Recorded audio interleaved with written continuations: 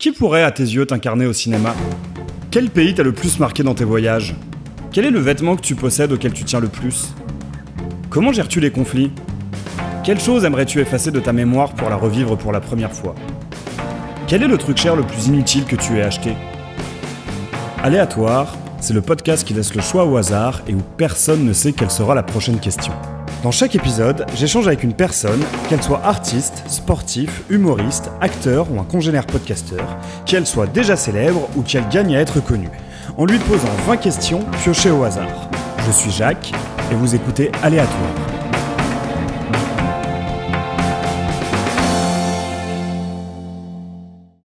On est parti. Eh bien, bonsoir encore une fois à toutes et à tous, chers auditeurs et auditrices d'Aléatoire. Je suis très heureux de vous retrouver. Je suis très heureux de vous retrouver en compagnie de quelqu'un que je connais très bien. Et pourtant, ce n'est que maintenant que je fais un épisode avec lui. Il s'agit de Wesley. Salut Wesley. Salut Jacques, ça va ? Ça va et toi ? Ça va très bien, merci. C'est à moi de commencer à te demander si ça va. Et déjà, c'est un scandale, effectivement. C'est un scandale. D'arriver à Aléatoire après tous ces épisodes magnifiques, je trouve ça scandaleux. Mais bon, c'est pas grave. On n'est pas ici pour se plaindre, j'ai l'impression. Mais bon, c'est pas grave. Il commence. Alors Wesley, tu as fait énormément de choses dans ta vie. Je pense qu'on va commencer par la façon dont je t'ai connu, qui est VRF, Vrai Rap Français. Alors je t'ai connu via le VRF Show, qui était l'émission sur Radio Campus Paris une fois par mois de VRF. Mais à la base, VRF, c'est un média Twitter et c'est même le premier média Twitter rap. Ouais, c'est le premier média rap qui est né des réseaux sociaux et plus particulièrement Twitter, et surtout parce qu'il est devenu par la suite, et c'est vrai qu'aujourd'hui encore on en parle de manière un peu plus anecdotique, mais on en parle aussi comme il y a des marques aussi qui sont nées comme ça sur Instagram, on les appelle les DVNBB, et certains vont les digital natives, je sais pas quoi, brand, je sais pas quoi, donc les gens vont savoir, aller sur Google, vous allez voir ce que c'est, mais et pour savoir ce que c'est devenu un média au-delà d'être connu, reconnu dans le milieu. Voilà, VRF, c'est ça, Vrai Rap Français. C'était des belles années, on est encore tous potes là-dessus, et VRF existe toujours dans nos esprits. Voilà. Et alors, tu l'as lancé en quelle année, VRF ? Alors, en fait, ça dépend les formes. On va dire 2011, c'est le début du compte Twitter qui était à la base Débat Rap Français. En fait, l'idée de départ, c'était tout con, c'était de se dire, comme j'ai pas trop le temps de faire du contenu et je trouve que la fonction retweet est exceptionnelle, il suffit de lancer un débat et que t'as toujours un qui, si tu le retweets, il t'alimente tout un réseau. Ouais. Il te le met en feu, ça se trouve. Donc du coup, je m'amusais à ça, à retweeter de manière faussement innocent des gens. Je savais que ça allait faire parler, et du coup, le contenu est identifié comme VRF, enfin Débat Rap Français à l'époque. Et en fait, la deuxième phase de VRF, ça s'est fait peut-être en 2013-2014, où vraiment le média, avec des intervenants, des pigistes, des amis, des potes, des journalistes, sont venus. Et en fait, on était une dizaine parfois, enfin entre 10 et 15 dans les belles années, on va dire. Avec un site internet, donc. Site internet, l'émission de radio, Radio Campus, qui a duré 4 ans. Avec des rencontres assez exceptionnelles, dont toi d'ailleurs, tu fais partie des... voilà. Et voilà, donc c'était une très très belle aventure. Ok. Parce que je suis un grand passionné de rap à la base, donc j'ai pu travailler, faire de ma passion. Rencontrer. Ouais, totalement. En étant reconnu, et ça c'est pas donné à tout le monde de sortir de nulle part, et voilà, donc c'est une petite fierté quand même. Et on avait fait une belle émission d'adieu à VRF ensemble d'ailleurs. Exactement, voilà. Que vous pouvez retrouver sur le site de Radio Campus Paris. Et d'ailleurs, comment vous vous êtes retrouvé sur Radio Campus Paris ? Alors moi j'ai rencontré, alors comment ça s'est passé ? Je sais qui j'ai rencontré, mais pourquoi je l'ai rencontré ? Je me retrouve dans un label qui s'appelle Modulor. Et je suis en discussion, comme avec pas mal de maisons de disques, sur des trucs à venir ou autres. Et en fait, moi, j'ai parfois une manière de parler très théâtrale. Parfois, après, c'est peut-être par rapport aussi à mon parcours pro, une déformation professionnelle. Et à ce moment-là, la personne me regarde et dit, appelle Radio Campus, il dit, j'ai trouvé la personne pour animer ton émission de rap. Et j'étais avec Tom, et avec Tom, on va visiter En fait, c'était quasiment acquis qu'on ait l'émission de rap. Et ça s'est fait comme ça, en fait, d'une rencontre, voilà, tout simplement. C'était pas prévu, et on n'a pas passé de casting. J'ai fait mon zouave et on m'a proposé une émission. Voilà. Donc première émission avec Kalash Criminel. Exactement, en direct. Pas mal comme premier invité. Comment vous avez fait pour l'avoir C'est grâce à la notoriété qu'avait déjà VRF que vous avez pu avoir Kalash Criminel en premier invité ? Je pense qu'il y avait un truc chez VRF qui se disait qu'en fait, on ne savait pas ce qui n'était pas possible. On savait que certains étaient impossibles. Oui. Mais en fait, en voyant certains artistes, c'était un palier supplémentaire. Donc quand Kalash Criminel, en fait, on a proposé à Kalash Criminel, c'est juste que ça coïncidait avec sa sortie d'album, en fait, simplement. Et comme on connaît très bien son attaché de presse sur la partie web, on avait juste à faire le point avec la partie radio. Et en fait, je pense qu'ils l'ont joué un peu comme un coup de poker et ils se sont dit... vaut mieux l'amener là-bas, au moins on a été les premiers, ça se trouve ils vont nous mettre bien par la suite, donc il y a un peu de stratégie aussi comme ça, mais voilà. Mais ça n'a pas été le plus compliqué à avoir. Ok, tu te souviens de qui est le plus compliqué? Tu veux dire qui a été le plus compliqué? Le plus compliqué, alors pas forcément le plus compliqué, si quand même le plus compliqué, je pense que c'est Caris, mais versus ce qu'il est et ce qu'il représente.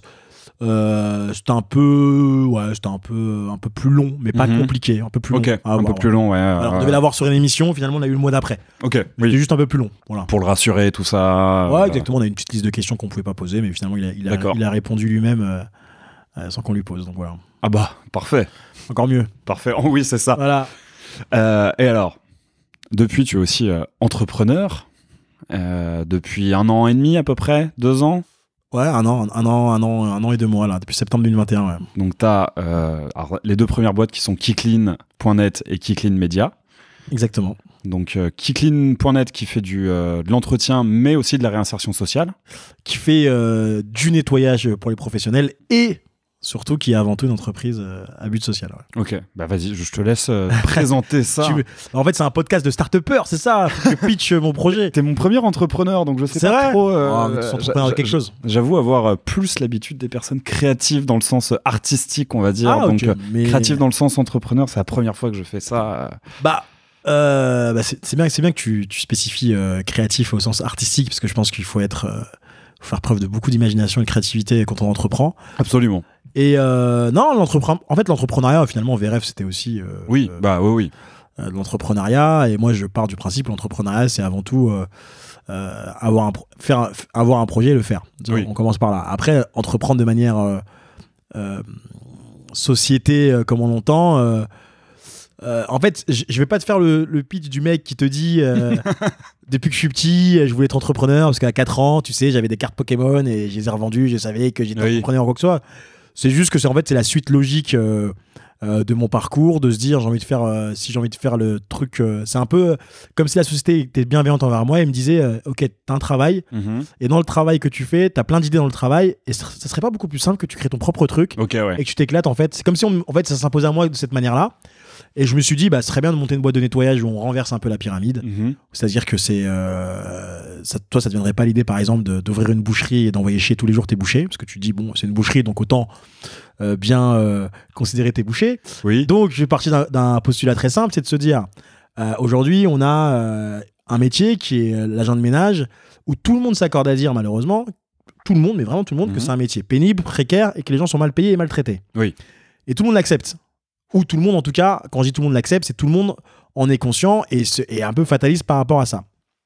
Moi, j'ai un profil très... alors, je vais pas prendre des mots de start-upper, très sales, mais très commercial à la base, où je me dis, moi, mon agent de nettoyage doit être considéré comme un commercial, donc un peu comme la star de la boîte. Donc, je me suis dit, il fallait transformer un peu ce métier-là. Et du coup, ce qui allait le plus dans ce que je voulais faire, c'était l'agrément entreprise d'insertion, où notre projet social avant tout, c'est de faire du business, mais mon projet social avant tout, c'est de recruter des gens très éloignés de l'emploi de base. Donc quand on parle de très éloignés de l'emploi, ça peut être des anciens SDF, anciens détenus, ou pour des accidents de la vie, etc. Donc le premier rôle, c'est de leur donner confiance, et ensuite, après, c'est qu'ils volent de leurs propres ailes. Très bien. Voilà. C'est aussi simple que ça à dire, et un peu plus compliqué dans la vraie vie, mais bien sûr. Mais c'est passionnant. Et donc, en parallèle de Kiclean.net, tu as lancé Kiclean Media, qui est donc un média en ligne, encore une fois, un peu comme VRF, mais sur un sujet quand même assez différent, mais qui est pareil, qui touche aux mêmes thématiques un peu que Kiclean.net. Donc, vous parle de social, de réinsertion, de développement durable. De SS au sens large, économie sociale et solidaire. Kiclean Media, c'est l'émanation toute simple de Kiclean.net, qui est le média qui balaye les préjugés. Donc, on est toujours dans le jeu de mots. Ramucho pour les plus anciens. T'as pas connu toi le Big Deal, toi? Non. Enfin, je l'ai. Jeu de mots Ramucho. Ça, c'est ceux qui ont compris ça, ils ont plus de 35 ans. Ceux qui m'écoutent. Et en fait, Kiclean Media, c'est très simple. C'est ce qu'on appelle en marketing de l'inbound marketing, c'est-à-dire qu'aujourd'hui, Red Bull, ça fait très longtemps que tu n'as pas vu une pub, une pub pour leur canette, tu vois. Mais par contre, on les associe à l'extrême, au sport extrême, pardon. Oui, pas l'extrême droite, au sport extrême et tout ça. Et du coup, l'idée de Kick Media, c'est d'être la place, en tout cas, où les membres de l'ESS voudraient être. On veut mettre en avant nos clients. Et en fait, c'est de se dire qu'aujourd'hui, nous, avec nos agents travaillent le savoir-faire du nettoyage chez les clients.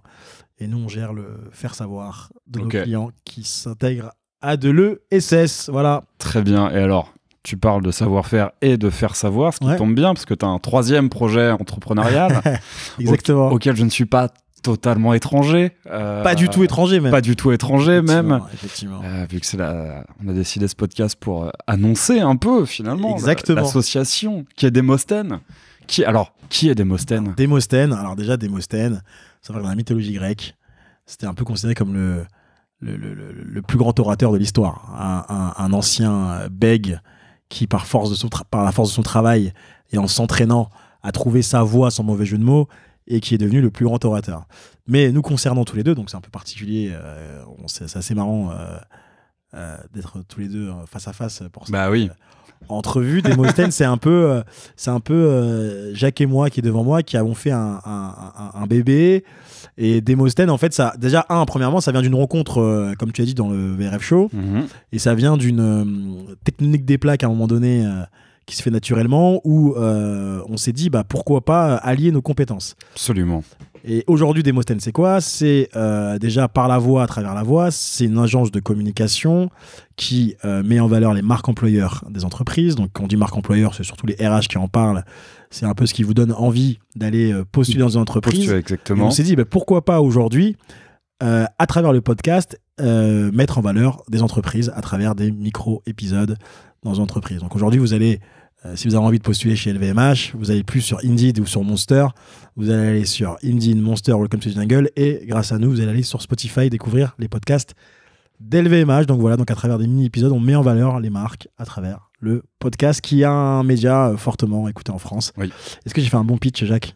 Excellent. Je pense que je vais isoler cette partie et qu'on va s'en resservir pour... Donc on est très fiers de vous présenter tous les deux, c'est ça. Jacques et moi, Démosthène. Voilà. Qui arrive bientôt dans vos cheveux. Voilà. Écoute... Je me rends compte que je m'arrête jamais de faire des trucs, en fait. Écoute, c'est bien. T'as peut-être peur de t'ennuyer ?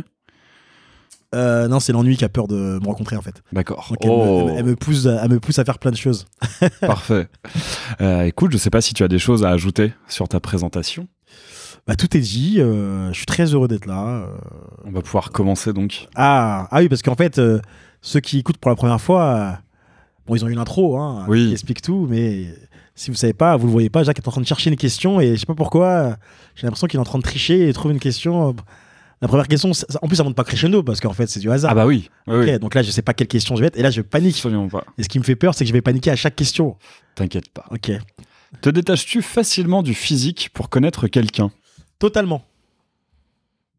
Je me détache totalement. Ok. Avec l'âge aujourd'hui, ouais, avec l'âge aujourd'hui, j'étais plus dans le qu'en dira-t-on un peu quand j'étais un peu plus jeune, parce que ça faisait bien de traîner avec certaines personnes et certaines catégories sociales, parce que je viens d'un milieu, alors moi j'ai eu une enfance très heureuse, mais je viens pas d'un milieu qui dit hyper favorisé, donc du coup ça faisait toujours bien d'être avec des gens fraîcheurs pour montrer qu'on avait, même s'il y a des gens très frais à Aulnay-sous-Bois où j'ai vécu, mais aujourd'hui et de par ce que je fais aussi comme activité, bien sûr, où j'ai appris à ne pas me fier aux premières apparences. Donc j'arrive totalement à me détacher royalement, même si je considère que, on dit que la mine ne fait pas le moine, mais la plume fait l'oiseau aussi. C'est ça qui est bien avec les expressions françaises, c'est qu'il y a toujours une expression qui est une contre-expression. Exactement, donc la plume fait l'oiseau, et naturellement... toi, par ton apparence, on se doute de quelle musique tu aimes. Moi, de mon apparence, si je veux signer un contrat, je dois m'habiller d'une certaine manière. Donc, ça compte, mais c'est pas ça aujourd'hui qui va aiguiller ma pensée, mon a priori. Et je trouve toujours, il y a plein de gens qui disent facilement, lui, j'arrive à le cerner, j'arrive à vite à cerner les gens. Et je trouve que cette phrase, qui est une des plus grandes paresses intellectuelles, de dire j'arrive à le cerner, et en fait, les gens sont convaincus qu'ils arrivent à cerner quelqu'un, donc tu vois, ils font plus l'effort de connaître la personne. Et je trouve que ça crée les gens qui croient cernés par le signe astrologique ou par des habits, quoi que ce soit, bah, ça crée des paresseux intellectuels, quoi. Oh, très bien, très belle entrée en matière. Mais oui, ce que tu semblais dire sur le fait que moi j'ai les cheveux longs, donc on voit quelle musique j'écoute, tout ce genre de choses, c'est pas tellement... toi qui accordes de l'importance à ce genre de choses, c'est plus ta conscience que la société apporte de l'importance à ce genre de choses. Ah, exactement, mais toi d'ailleurs, est-ce que tu cultives ton look? Ou est-ce que tu as ce look parce que tu écoutes du métal par exemple? Les cheveux longs, non, pas particulièrement. Ouais. C'est juste que j'ai... Alors à la base, les cheveux longs, c'est parce que j'ai les oreilles... Enfin, j'ai complexé sur mes oreilles. Maintenant, je m'en fous un peu. Mais que j'ai souvent trouvé très décollé. Et d'ailleurs, des petits camarades de classe... les trouver également décollés vu qu'on m'a appelé Dumbo à quelques reprises. Okay. Et donc, à la toute base, c'était un peu pour dissimuler les oreilles décollées. Oui, effectivement, un certain attrait pour le rock. Après, pour ce qui est de cultiver mon look, je dirais que je suis coquet 15% du temps. Okay. Et le 85% restant, de plus en plus, je m'en fous. Surtout maintenant que je me déplace essentiellement à vélo. Ouais, toujours décoiffé, quoi. Où l'idée, c'est avant tout d'être confort à vélo et d'avoir chaud. Okay. Et puis, après, ça peut m'arriver de faire particulièrement attention à comment je vais me saper. Parce que moi, je t'ai vécu pendant les 85% du temps. Donc, Oui. Ok. Ouais, pour l'instant, tu ne m'as vu que dans ces 85% du temps. Ok, très bien. Bon, comme quoi... des looks viennent parfois de certaines histoires. Les enfants sont méchants. Oh, ça, j'ai hâte de le savoir. Quelle est la plus grosse bêtise que tu aies faite étant enfant? Oula, j'en ai fait beaucoup. Hein. C'est bien pour ça que je me... Ah, j'en ai fait... En fait, j'ai fait que ça, quasiment. En fait, moi, j'ai eu un parcours déjà scolaire assez chaotique. Je crois que je me suis fait virer de pas mal d'écoles. Sauf la dernière, je crois, quand j'étais en BTS. Pourquoi j'ai pas été viré ou pourquoi j'ai été souvent viré? Pourquoi t'as été souvent viré? Non, j'étais un gros fouteur de merde. Ouais. Moi, j'étais vraiment le mec du fond de la classe qui voulait amuser la galerie. Oui, ok. Moi, je voulais être humoriste quand j'étais plus jeune. Donc, les gens qui m'écoutent vont se rendre compte que c'est pas plus mal que je n'ai pas fait ce métier parce que je suis pas... Voilà. Et d'ailleurs, t'avais voulu essayer à un moment. Exact, mais c'est pas abandonné. C'est pas abandonné, c'est juste, t'as capté les croisés, t'as vu? Oui. Compliqué. Non, mais alors j'ai fait quoi? J'ai balancé des yaourts sur des profs, j'ai balancé des craies, j'ai mis le feu à une réserve de boulangerie, j'ai tapé dans plein de portes, j'ai balancé des baskets chez des personnes au rez-de-chaussée, j'ai failli avoir un accident très grave avec un gosse parce qu'on vivait au 12e étage, j'ai balancé une bouteille en verre, c'est tombé à ses pieds à côté, donc là, alors je te parle, j'aurais peut-être pas eu le même destin. Et ouais, j'en ai fait trop, j'ai cassé des vitres. On était avec mon pote Kamel, on balançait des pierres sur des vitres, ils se sont cassés. Mon père est venu me chercher, et les personnes nous ont séquestrés chez eux. Je me suis battu avec des vigiles de Carrefour, j'ai fini au commissariat, et je me suis fait déglinguer, j'ai fini à l'hôpital pendant 2 jours. Enfin, je suis rentré en ambulatoire et je suis rentré le lendemain avec pas mal d'hématomes. Ah ouais. Ah ouais, non, j'ai fait. Je peux te faire une liste. On pourrait faire un podcast qui s'appelle Bêtises aléatoires parce que j'en ai fait énormément. Okay. Énormément. Mais alors, je sais pas si tu le sais que ma mère est prof et elle écoute tous les épisodes. Quand elle va entendre que tu jetais des yaourts, je sais pas si elle va vouloir continuer à te voir. J'ai honte de moi. je comprends. Qu'est-ce que comment tu réagirais si tu apprenais que ta fille, parce que tu as une fille, tu es papa, si tu apprenais que ta fille lançait des yaourts sur les profs? Bah, bonne question. Non, mais non, elle ferait jamais. Elle ferait jamais ça. Elle ferait jamais ça. Jamais. Eh ben écoute, on va continuer à parler d'école, parce que si tu pouvais rajouter une matière enseignée à l'école, laquelle serait-ce? L'éducation financière. Ok. Ouais, je trouve que l'éducation financière, c'est un vrai héritage en soi, peu importe le montant. Et je trouve que quand nous, au sens large, bon après, je ne mets pas tous les gens dans le même panier, mais c'est vrai que quand t'as vécu avec peu pendant longtemps et que tu commences à gagner de l'argent peut avoir vite tendance à te cramer les doigts. Ouais. D'ailleurs, il y a une phrase qui dit aussi il faut être riche pour gagner au loto, parce que quelqu'un qui est déjà riche et qui gagne 1 million d'euros au loto, il n'aura pas la même utilisation que moi sur ce million-là. Donc je pense que l'éducation financière, ça serait ce qui pourrait aider à contribuer, pas à l'égalité parce que j'y crois pas trop, mais à plus d'équité, tu vois. À plus d'équité, à dire à des gens, écoutez, l'argent c'est ça, il faut pas trop en donner une valeur extrême, il faut pas être maître de l'argent, mais justement pour vous apporter un peu de sérénité dans tout ça, il faudrait un peu plus partir sur les mêmes bases, quoi. Ok. Voilà. Mais l'éducation financière, ce serait apprendre aux gens à investir ou juste à gérer leur... de gestion d'argent. Ok. Et de mettre la vraie place de l'argent. Aujourd'hui, on a des jeunes à qui c'est très compliqué de dire d'aller chercher de l'effort parce que il suffit de travailler toute la journée à l'usine et tu rentres chez toi, tu ouvres ton Instagram, tu ouvres ton Snapchat et tu vois des jeunes en maillot de bain à Dubaï qui se font des tonnes d'argent.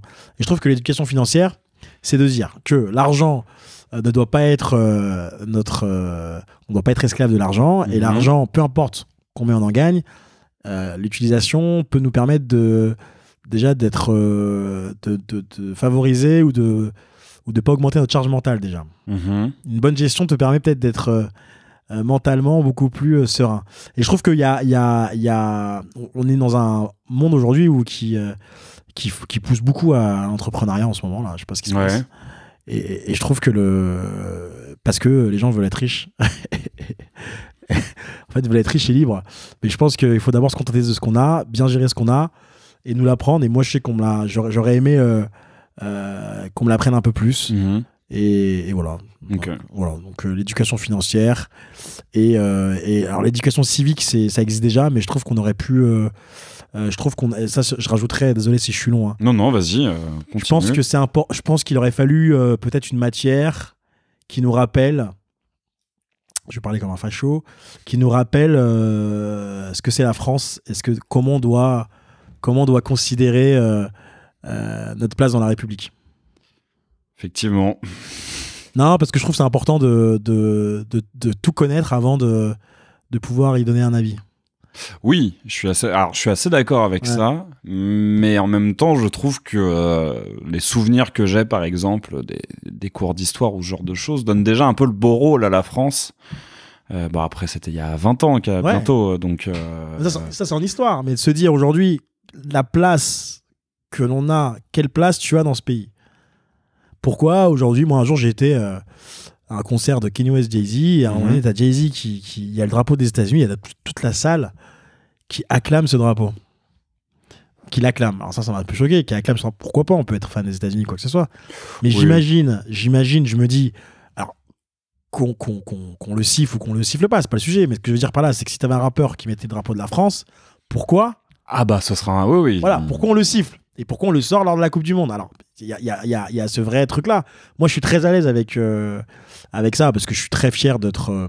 je peux reprocher beaucoup de choses. Moi, je suis très fier parce que mes parents ont immigré ici. Je suis né en France, j'ai une culture française.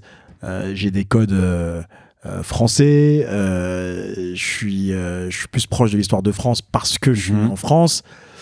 Et j'ai beaucoup de chance sur certains points où je me considère certes pas le plus déprivilégié, mais malgré tout privilégié, donc je suis très à l'aise avec ça et je trouve que les gens ne sont pas à l'aise avec ce drapeau et avec ce que ça représente, et je pense qu'on peut écouter l'histoire de France et tous ses travers et ensuite se faire une idée de ce qu'est la République. Et l'État. Très bien. Dans ce sens-là. Tu dis pas, t'attendais pas Wesley à sur ce... Pas forcément, c'est vrai, mais en même temps... T'es pas d'accord, toi ? C'est ça ? Bah oui, c'est ça, hein, c'est un peu ça. Et en même temps, je peux avoir un côté très chauvin. Mais... En fait, je serais d'accord si... je considère qu'en fait, la France, en tant qu'institution, en tant que pays, a encore énormément de choses à se reprocher, énormément de choses qu'elle n'a pas encore assumées, en fait, et qu'elle n'assume pas encore pleinement.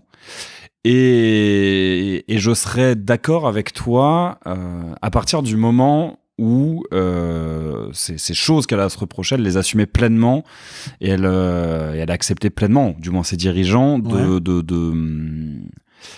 bien d'agir en considération de ce passé, parce qu'à côté de ça, bon, tu l'as dit, je suis anarchiste. Enfin, je pense que je me considère d'extrême gauche, et mais à côté de ça, je considère que les gens qui aiment le plus un pays sont les gens d'extrême gauche de ce pays, parce qu'ils veulent changer ce pays pour que ce pays corresponde à ce qu'il peut être, à son plein potentiel.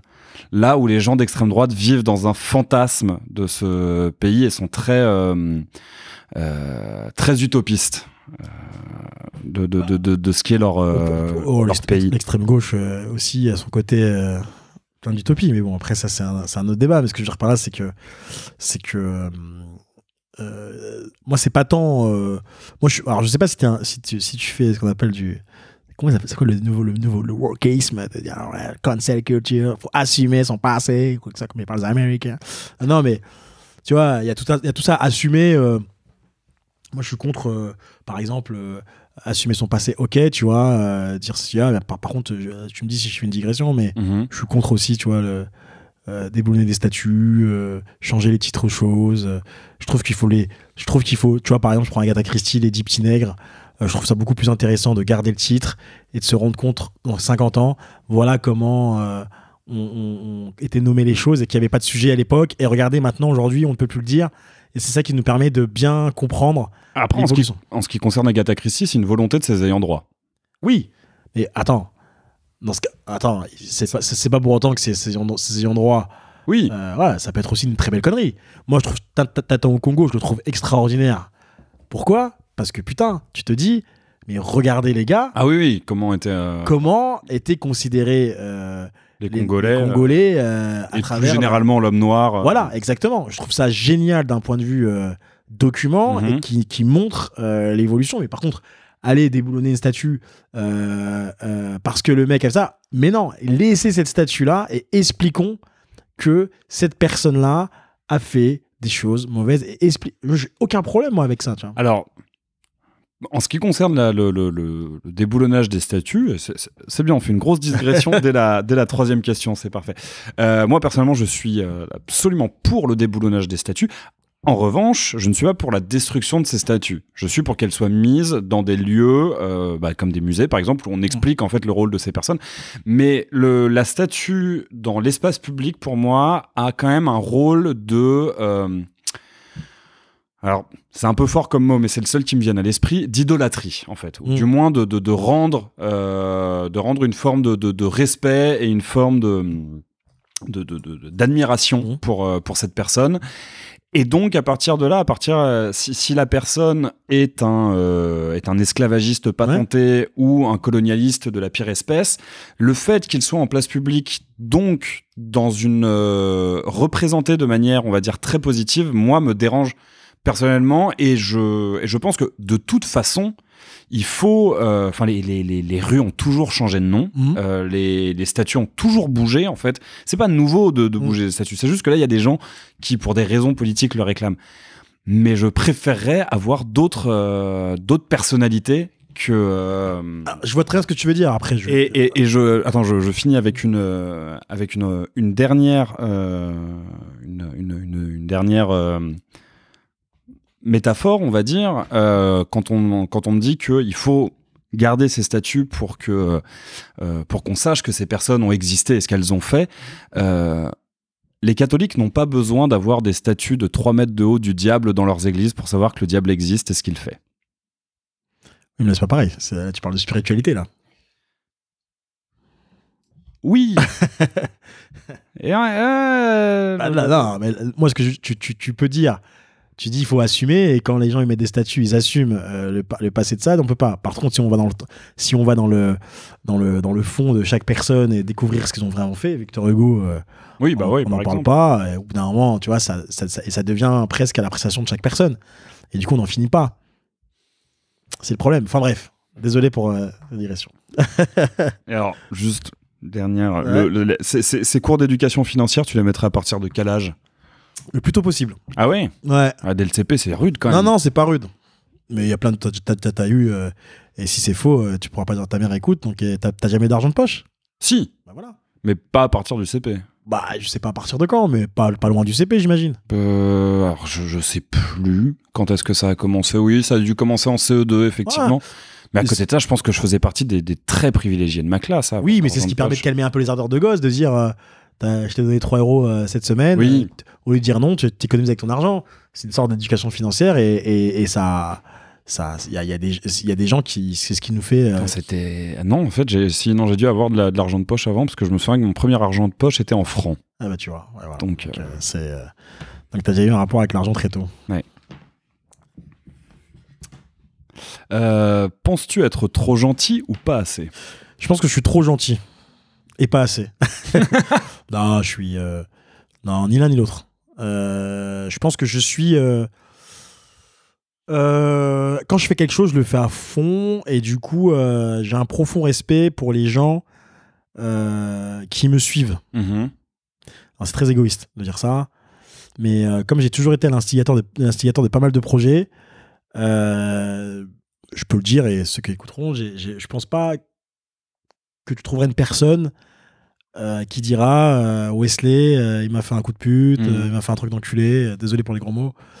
On t'en trouvera pas parce que je suis parfait, mais parce que j'ai un profond respect pour les gens. Mais tu restes réglo. Je reste réglo et aujourd'hui être réglo et juste être cool, ça peut être passé par un mec très gentil. J'ai écouté le podcast de Mécolo.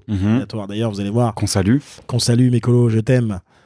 D'ailleurs, tu as commencé à l'appeler Mécolo Bigili. Oui. La pauvre, tu vois. Donc, t'as pas fait d'erreur, t'as pas dit mon nom de famille. Wesley Samba, mais c'est plus facile. Oui, c'est vrai. C'est beaucoup plus facile. Et à un moment donné, vous parliez de moi et elle avait dit que Wesley, c'était une des premières personnes qui avait mis qui mettait les femmes en avant. Dans la critique, ouais. Ouais, voilà. Dans la prise de parole sur le rap. Donc, c'est pas de la gentillesse, c'est plutôt. J'admire pas mal de monde à qui je le dis pas. Et moi, par exemple, mes salariés qui sont un peu à la base des parias de la société ou quoi que ce soit, d'apparence, de l'extérieur, on peut penser que je suis très gentil, mais je suis très très exigeant aussi. Mais trop gentil, non. Gentil, ouais, je suis profondément gentil. Ouais, gentil, je dirais. Tu penses qu'on peut être trop gentil? Je pense qu'on peut être trop gentil, mais même si on est trop gentil, d'une certaine manière, on est récompensé à un moment donné. On est toujours récompensé.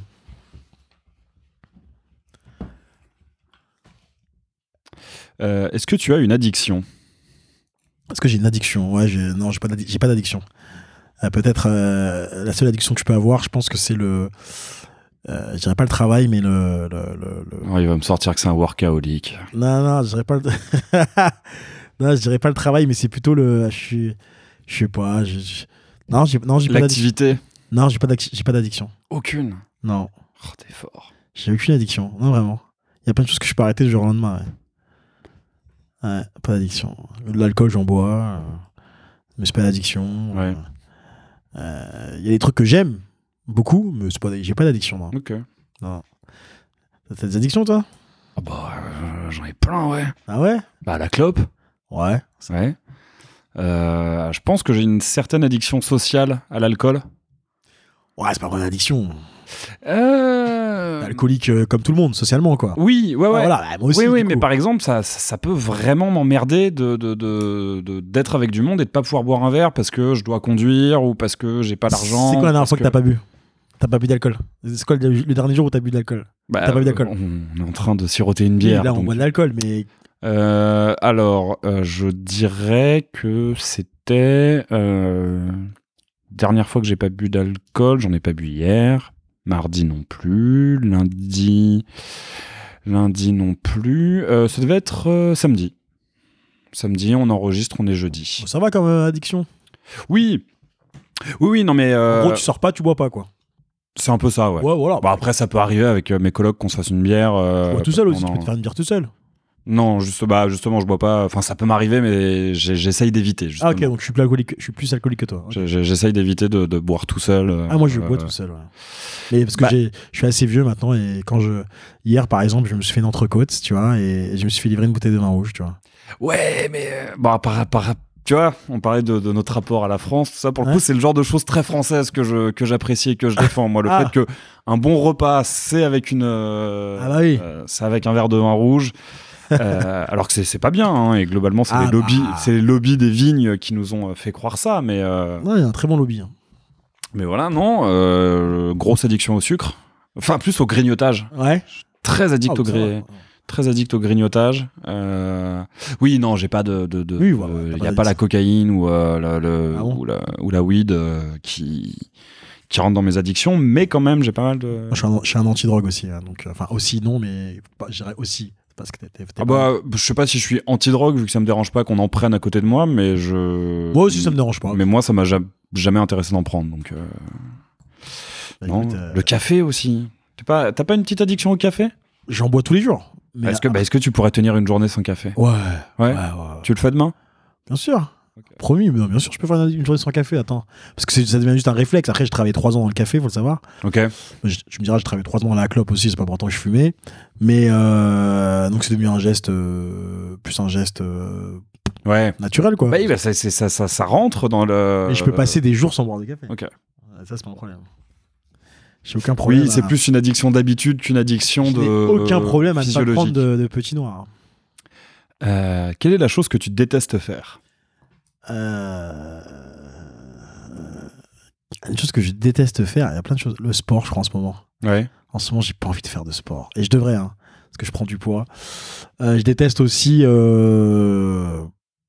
peu de choses que je déteste faire, je pense. Ménage chez moi, c'est un peu chiant. C'est ironique. Ouais, je te jure, en ce moment, ça me saoule. Et non, je déteste faire. Très bonne question d'ailleurs, ça. Eh ben, je sais pas. C'est quoi, je sais pas. En ce moment, c'est le sport. Ouais. Ça me saoule, et l'administratif. Bon, après. Oui. Avec tous les salariés que j'ai, ça demande beaucoup d'administratif, mais non, il y a rien que je déteste faire. Ok. Là, tu vois, par exemple, j'adore aléatoire, tu vois. Merde. Pas la question. Merci. C'était pas la question, mais je le dis quand même. J'avoue que le jour où cette question sort et que la personne me dit bien je déteste répondre à des questions, voilà. je me sentirais pas très à l'aise. Ça pourrait arriver. Est-ce que tu as des manies? J'en ai plein. Je sens mon haleine tous les 20 minutes, donc j'ai un mouvement de bouche. Ok. Qui est comme ça. Je ne vais plus voir que ça. Ouais, j'ai ça. Après, là, par exemple, j'ai expliqué justement à des collaborateurs aujourd'hui où j'écris des notes seulement dans des Moleskine bleu saphir. Ok. Voilà.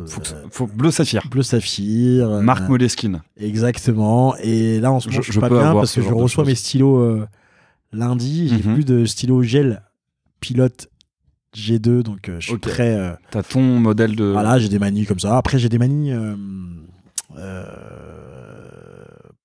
C'est tout, hein, quasiment. J'adore le parfum. Je suis très maniaque de parfum, donc j'ai une manie, un ordre très précis dans lequel je mets mes parfums. Est-ce que t'en mets plusieurs à la fois? Je dois avoir pas plusieurs à la fois. Je dois avoir une 40aine de parfums. Donc, du coup, j'ai tout un rituel le matin. Je sais, dans mon lit, quand je me lève le matin, la première question que je me pose, enfin, une des premières questions que je me pose, c'est quel parfum je vais mettre aujourd'hui. Ok. Et en fait, en fonction du mood, j'imagine quel parfum je vais mettre ou quoi que ce soit, tu vois. Aujourd'hui, par exemple, j'ai mis, je sais pas pourquoi j'ai mis ce parfum, tu vois.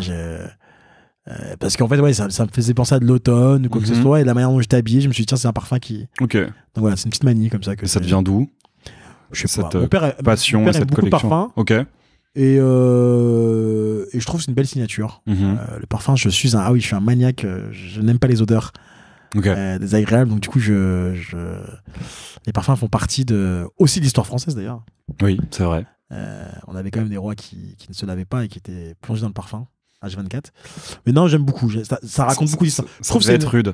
Mais je trouve que c'est de l'art. Hein. Je trouve que raconter la fabrication d'un parfum, c'est incroyable. Mais t'as déjà fait des stages pour fabriquer ton propre parfum? Du tout, parce que je déteste ça. À chaque fois, les gens veulent m'offrir des tests, des trucs à faire, fabriquer des parfums. J'ai horreur de ça, parce que c'est comme si je te disais, t'aimes bien l'art, t'aimes bien la peinture, tu faisais un stage pour aller faire ta toile, quoi. Oui. Bah non, parce que je trouve ça bien, c'est que t'as un mec qui a une proposition et il s'en fout complètement qui va venir le tester et je découvre. Bam. Ok. Tu vois, c'est ça qui est beau. Par contre, il y a une histoire, quoi. Quelle remarque te fait-on souvent? ça fait longtemps qu'on fait plus de remarques, moi. Mais si. Je viens suffisamment à Wojo pour voir des gens. Quelle remarque J'ai une remarque qui vient souvent parce que en montant la boîte et on voit l'évolution, c'est que j'ai un cerveau qui va très vite. Ça veut tout dire. Hein. Un cerveau qui va vite, ça veut tout dire. Oui. Mais ouais, c'est une remarque qu'on me fait plus souvent. Après, et que je sens bon. Ouais. Forcément. Et que je sens bon. Mais voilà, je sais pas. Et toi, t'as des remarques qu'on te fait souvent, toi? C'est quoi qu'on te fait souvent? T'as des beaux cheveux? Exactement. C'est ça? Exactement. Oh, je pense que ouais. T'as des beaux yeux. Parce que Jacques, faut savoir, alors, ceux qui l'ont jamais vu, Jacques, je reprends un peu le lead du truc. Vas-y. Je parle pas assez. Ça te manque? Non, je parle pas assez, tu vois. Alors, il y en a qui imaginent. Alors, déjà, ta mère nous écoute, c'est ça? Ma mère nous écoute. Jusqu'au bout? En général, ouais. Après, c'est vrai que la dernière fois qu'on s'est vu, elle m'a avoué qu'elle avait plusieurs épisodes de retard. Donc, en fait, déjà, on va lui dire qu'il faut que tu aies celui-ci parce qu'à un moment donné, au bout de quelques minutes, on s'adresse directement à elle. Donc, madame, vous êtes derrière votre ordinateur. Je pense okay, donc là, alors, très simplement. Donc là, ta mère est en train d'écouter l'épisode. Oui. On parle d'elle. Elle se dit qu'est-ce qu'il va dire mon fils, ce débile. Oui, à peu près. Ouais, oui. Voilà. Alors, qu'est-ce que tu penses qu'elle fait en ce moment-là quand elle nous écoute? J'ai aucune idée de dans quelles conditions mes parents écoutent aléatoire. Je sais qu'ils ont écouté quasiment tous les épisodes, mais je ne sais pas du tout si ils les écoutent religieusement en ne faisant rien d'autre à côté, ou si par exemple ma mère se les met en faisant le ménage ou la cuisine, ou si mon père le met pour lire ses mails et genre, je n'ai aucune idée de ce qu'ils font en même temps qu'ils écoutent aléatoire. Et quand tes parents écoutent, te disent qu'ils écoutent aléatoire, c'est toi qui leur dis j'ai fait un podcast écouter ou spontanément ils l'ont écouté? Ils écoutent? Bah, je leur ai dit que je lançais un podcast et maintenant, non, je leur dis pas quand il y a un épisode qui sort. Mais ils sont au courant et ils écoutent. Ils sont abonnés. Et ça te fait quoi de savoir qu'ils écoutent à chaque fois que tu fais un podcast? Bah écoute, ça fait plaisir. Parce que tu parles jamais d'eux quand même dans tes émissions. Oh si, il y a quand même quelques épisodes où je parle d'eux. Et ils te disent quoi quand tu parles d'eux? Eh bien écoute, pour la première fois, c'est moi qui vais prendre un joker. Ok, il y a un truc que tu veux leur dire? Bon, non. Ils t'écoutent là. Big up, big up maman. SO, ouais, big up. Okay. Alors j'ai fait prendre un joker à Jack. Alors ceux qui le voient pas, il est très ému. Voilà, en tout cas, en fait à la base c'était juste pour dire que Madame Monsieur, vous avez fait un fils qui a des yeux exceptionnels quand même. Il fait tomber toute personne qui croise. Donc la remarque qu'on fait souvent, t'as de beaux yeux. Non, c'est les cheveux. Ah, c'est les cheveux. Ouais, ok, très bien. Plus souvent les cheveux. Bah, les yeux, bah, merci pour ce que tu viens de dire sur mes yeux, mais j'ai des yeux bleus, quoi. Enfin, c'est tout. Et oui, c'est pas moche, les yeux bleus, mais enfin, c'est assez. Wesley a décidé de mettre mes lunettes de soleil qui sont un peu tordues. Je trouve ça génial parce qu'il y a des gens qui parlent comme ça et qui sont en plein podcast et qui genre Philippe Manœuvre. Voilà. C'est super ce qui se passe. Alors c'est pas du tout radiophonique ce que je fais. C'est ça. Mais bon, en tout cas, je note le moment. Mais tu limites très bien en tout cas. Mais ouais. Non, mais ouais, la remarque qu'on me fait le plus souvent, c'est que j'ai de beaux cheveux et que je marque les gens. Ah. Je pense que c'est une remarque qu'on m'a finalement fait assez souvent, c'est que j'ai un côté qui peut marquer des gens par ta prestance. Ouais, alors que moi, on se souvient de toi. C'est ça, alors qu'en vrai, moi, je considère que j'ai pas tant de prestance que ça et que je suis pas si... que je suis assez... Ah, t'as une gueule, quoi. Mais ouais, et puis je dois avoir une façon de m'exprimer qui marque les gens et des idées qui marquent les gens. Les idées de gauche aussi. Le fait d'être extrême gauche aussi, il y en a très peu. Donc c'est vrai qu'à la défense, il n'y en a pas des masses. C'est vrai, ça. Je suis un peu un ovni là-bas. S'il n'y avait pas de loi, quelle chose illégale ferais-tu? Je braquerais une banque. Ok. Enfin, je la braquerais pas parce que ce serait pas interdit, mais je prendrais l'argent où je n'ai pas le droit d'en prendre. Ok. Voilà. Très bien. Très simplement.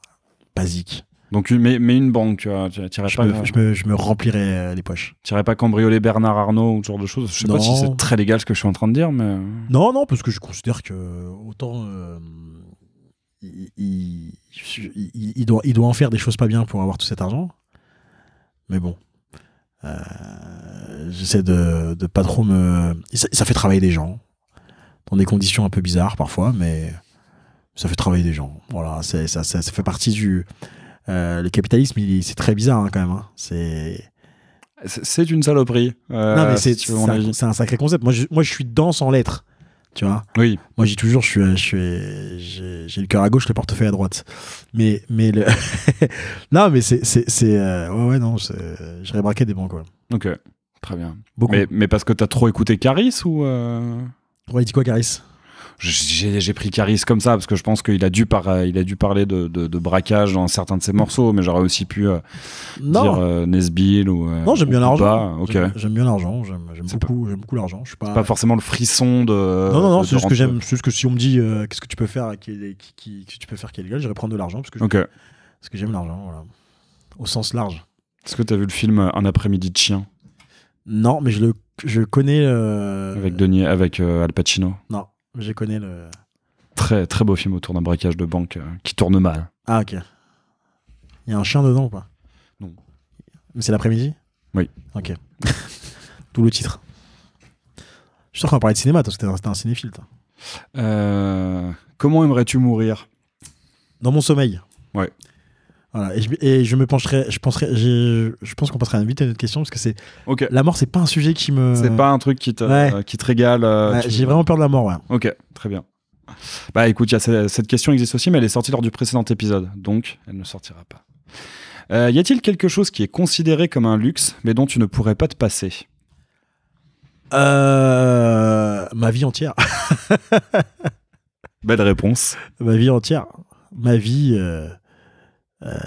j'ai une vie versus ce à quoi j'étais prédestiné et qui est incroyable. Ok. En fait, je suis arrivé à un stade de ma life où avant j'avais une idée quand j'étais jeune, on me prenait pour un fou. Et aujourd'hui, quand j'ai une idée, on me prend pour un fou et tout le monde s'accorde à dire mais il va vraiment le faire. Ouais. Et ça, c'est un luxe de fou, en fait, tu vois, d'être écouté. Là, il y a le fait qu'il y a des gens qui m'écoutent aussi, tu vois.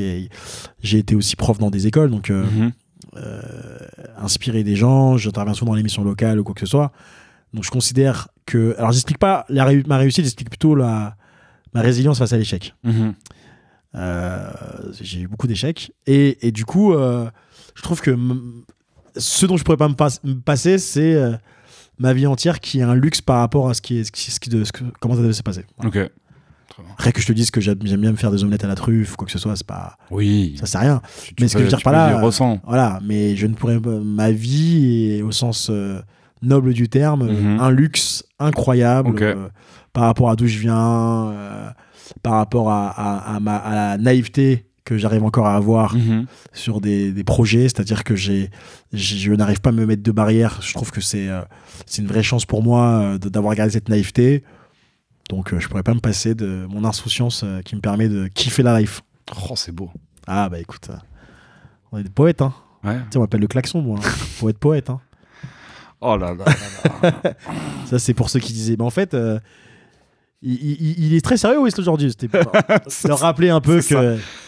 que je pouvais dans la déconne. Faut leur rappeler qui est le personnage derrière. Ouais, et là, on est Trublion quand même. Attends, quand même. Trublion. Ouais, quand même, troubadour. Ouais, puis je pense que se lever chaque matin et avoir comme première question quel parfum je vais mettre, ça va. Et être au chaud. Oui, en soi. C'est qu'on n'a pas trop de problèmes, mais ça va. Oula. Penses-tu être quelqu'un de bien?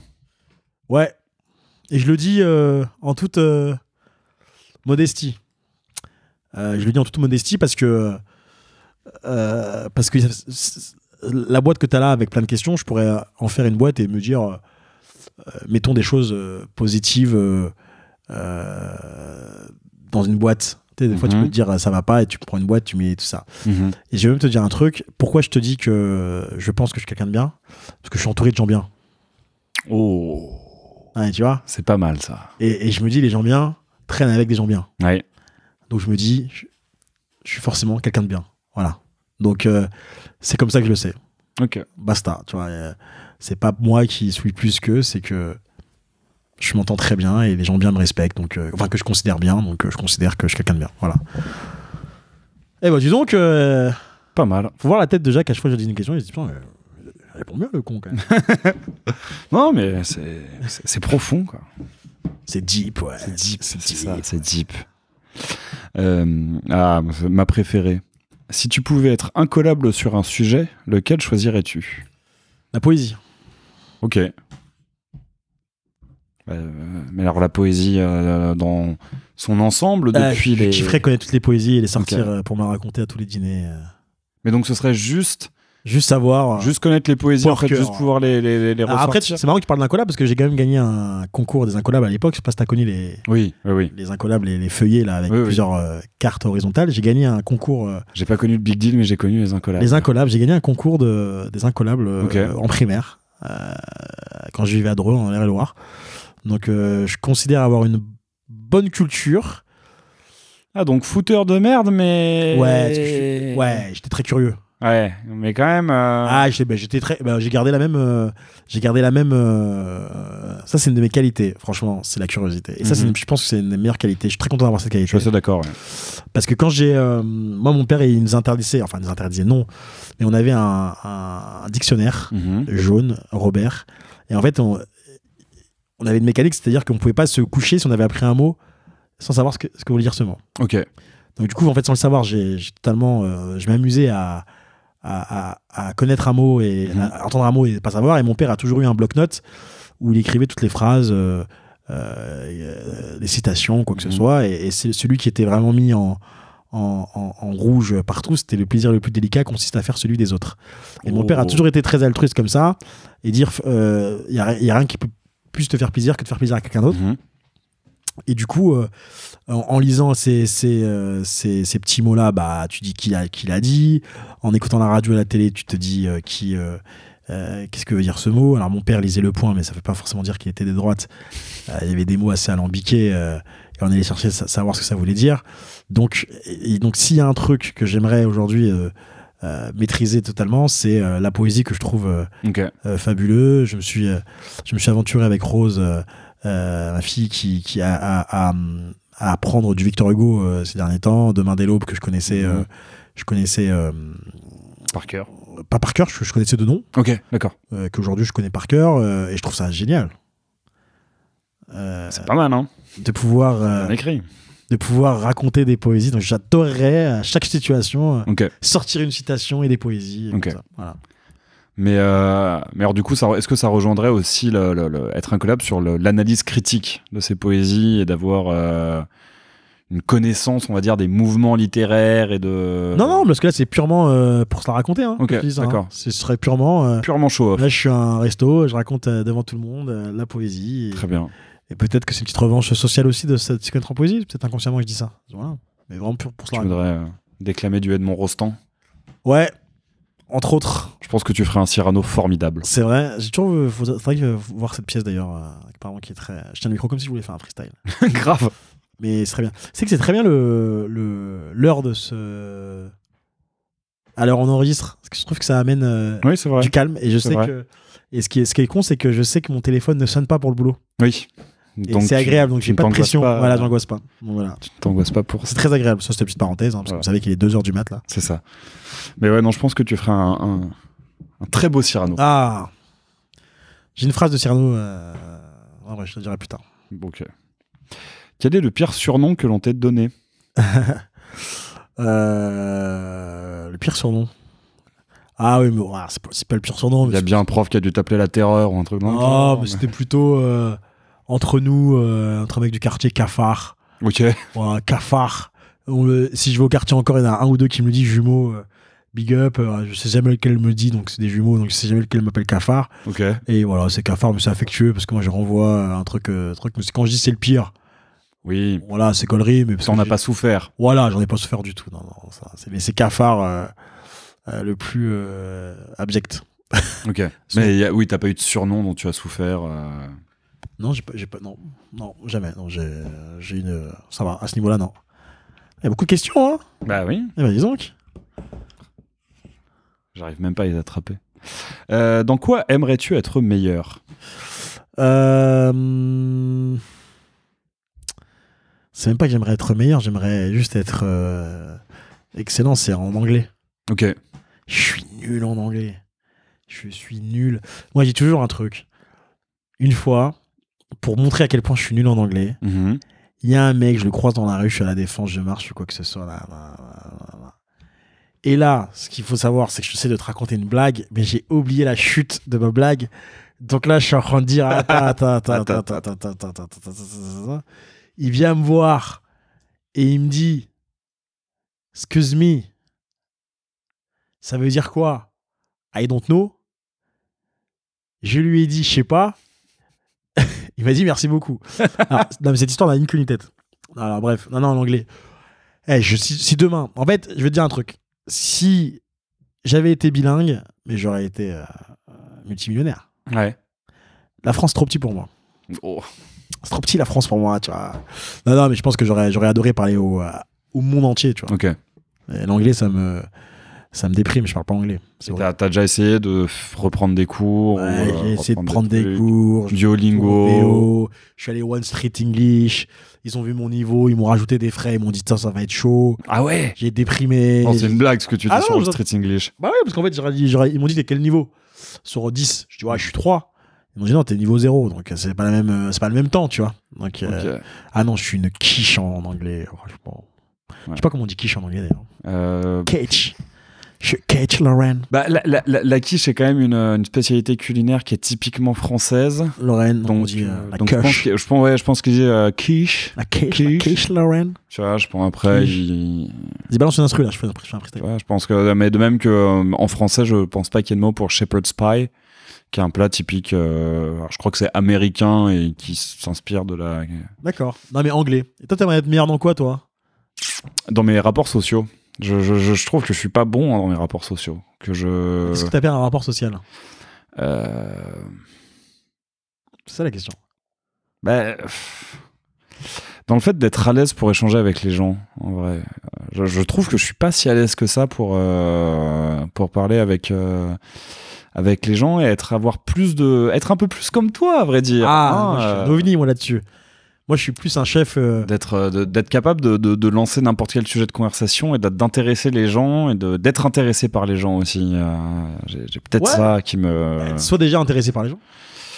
C'est peut-être ça, ouais. Après, moi, je suis contre la dictature du bon rapport social où il faut forcément être à l'aise. Oui, non, bah, moi, si tout le monde était comme moi, ça m'arrange pas parce que à se démarquer, c'est très compliqué, tu vois. Vrai. Mais moi, j'ai une phrase que j'aime bien dire, que je suis plus un chef d'entremise qu'un chef d'entreprise. Oh. J'arrive à connecter les gens entre eux comme ça, tu vois.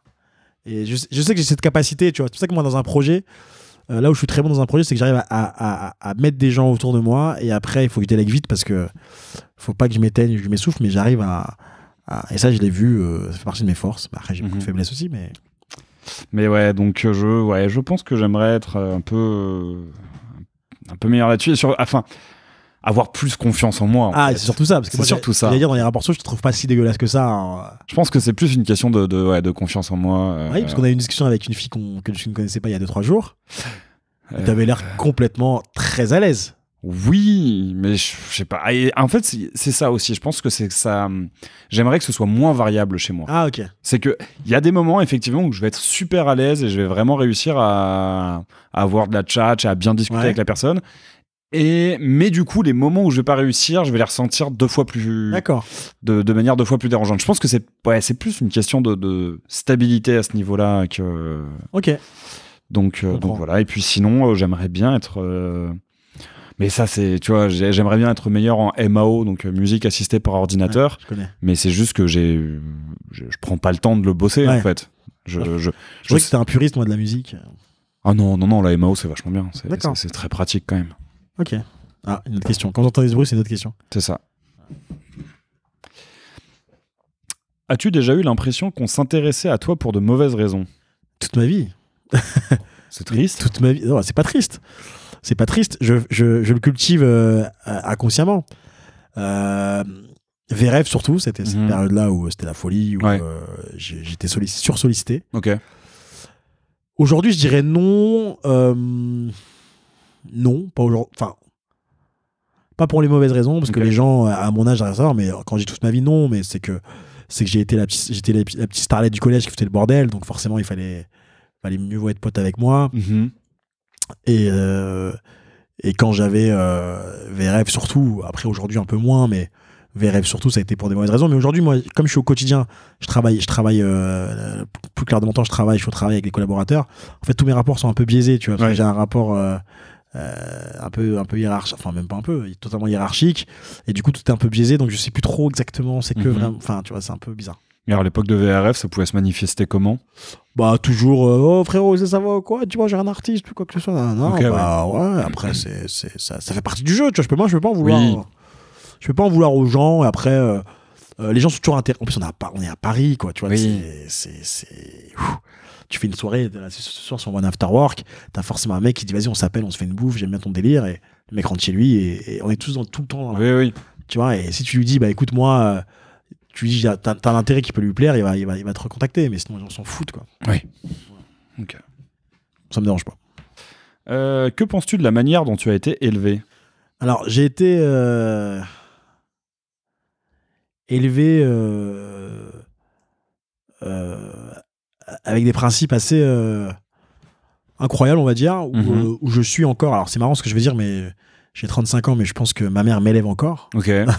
Dans le sens où quand je l'ai au téléphone le dimanche et que je lui dis ce que je fais pour ma boîte et elle m'encourage, elle dit que c'est bien, elle me donne des conseils, donc elle est encore dans l'éducation. Mais moi, j'ai été élevé dans des principes, dans des valeurs assez basiques en somme. Hein. Mais ma mère très exigeante, et je pense que je lui ai fait un peu... j'en ai fait vu toutes les couleurs. Et je suis très fier malgré... des codes sociaux qui sont plus liés à la culture et qui sont moins adaptés avec nous qui avons une culture occidentale. Je trouve que malgré tout, ils ont fait beaucoup d'efforts. Mes parents, ils ont fait énormément de sacrifices pour nous. Alors là, ils ont fait énormément de sacrifices que j'ai su après. Oui, bien sûr. Moi, je prends toujours cet exemple-là. Je prends un exemple. Moi, je suis né le 17 novembre. Ok. Et j'ai su que j'étais né le 17 novembre quand j'avais 6 ou 7 ans. Ok. Pour la simple et bonne raison que mes parents m'ont fait croire que j'étais né le 28 novembre ou le 27 novembre pour que ça coïncide avec leur paye, pour avoir un cadeau. Ok. Et du coup, je rigole parce que j'aurais dit à mes parents, non, mais attendez, vous auriez pu très bien acheter le cadeau fin octobre, tu vois, c'est pas grave. Oui. Mais tu vois, on vit dans l'instantanéité, ou bien, je sais pas, c'était marrant, des petites coupures d'électricité qu'on avait à la maison. Et à l'époque, on pouvait payer, on allait chez EDF, on allait au guichet, on payait et on remettait le courant. Ok. À l'époque, c'était ça. Donc mon père qui fait, oh, c'est bizarre. Le courant il marche pas, j'arrive à la cave, ceux qui partaient 45 minutes, mais en fait ils partaient payer EDF. Donc en fait j'ai toujours vécu dans un truc, dans une sorte de. C'est un peu comme le film Benigni, là, le truc de guerre là. Ah oui, La vie est belle. La vie est belle, tu vois, c'est un peu une sorte de jeu permanent où je découvre pas, donc je le découvre plus tard. Donc voilà, donc j'ai été éduqué avec toutes les valeurs que je porte aujourd'hui et j'aurais très bien pu, par exemple.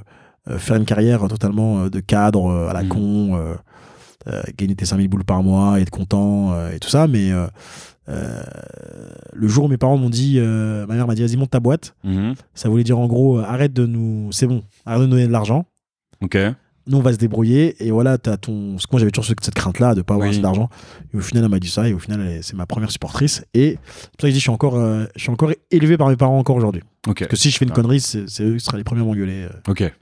Et tu les vois encore régulièrement? Ouais, grave. Ils sont à Aulnay. Ils sont toujours à Aulnay Toujours à Aulnay, bon, voilà. Donc effectivement. Effectivement, donc il n'y a pas de. Voilà, mais j'étais. Je t'en pose pas la question parce que je sais que c'est un sujet qui te. Oui, puis en plus j'y ai déjà pas mal répondu très bien. Dans le podcast, donc éventuellement je pourrais te le dire si tu veux en off, mais les auditeurs auditrices commencent à avoir l'habitude, et pour les nouveaux, vous n'avez qu'à écouter les anciens épisodes. Exactement. Voilà comment tu gagnes des écoutes. Si tu devais te décrire en 5 mots. 5 mots. Persévérant, résilient, ça va de pair, créatif. Il n'y aura pas 5 mots, je te le dis. Non, attends, je vais le faire propre. Bah, persévérant et résilient, on peut considérer que c'est assez proche, en garder persévérant. Créatif. Speed. Ok. Je suis speed de ouf. C'est un truc de ouf. Humain. Mais tu conduis très bien pour quelqu'un de speed. Ah bah oui, attends, c'est bien de dire ça. et mec qui conduit bien. Non, et 5e, je dirais Pilote. sensible. Ok. Sensible, ouais. Donc persévérant, créatif, speed, humain et sensible. Ouais, Aucun défaut. presque. Non, mais on peut avoir les défauts de ses qualités. T'es un poète aujourd'hui. Hein, Ah ouais. Hein. Y a-t-il quelque chose que tu aimes faire à l'ancienne? Je sais pas. Ok, Je sais pas. très bien. Je sais pas du tout. Voilà. Je vais avec mon temps, moi. Ok. Voilà. Tu traces comment? Tondeuse. Bzzz, Ouais. Là, je sens qu'on va se régaler. Oula. Quel a été le moment le plus gênant de ta vie?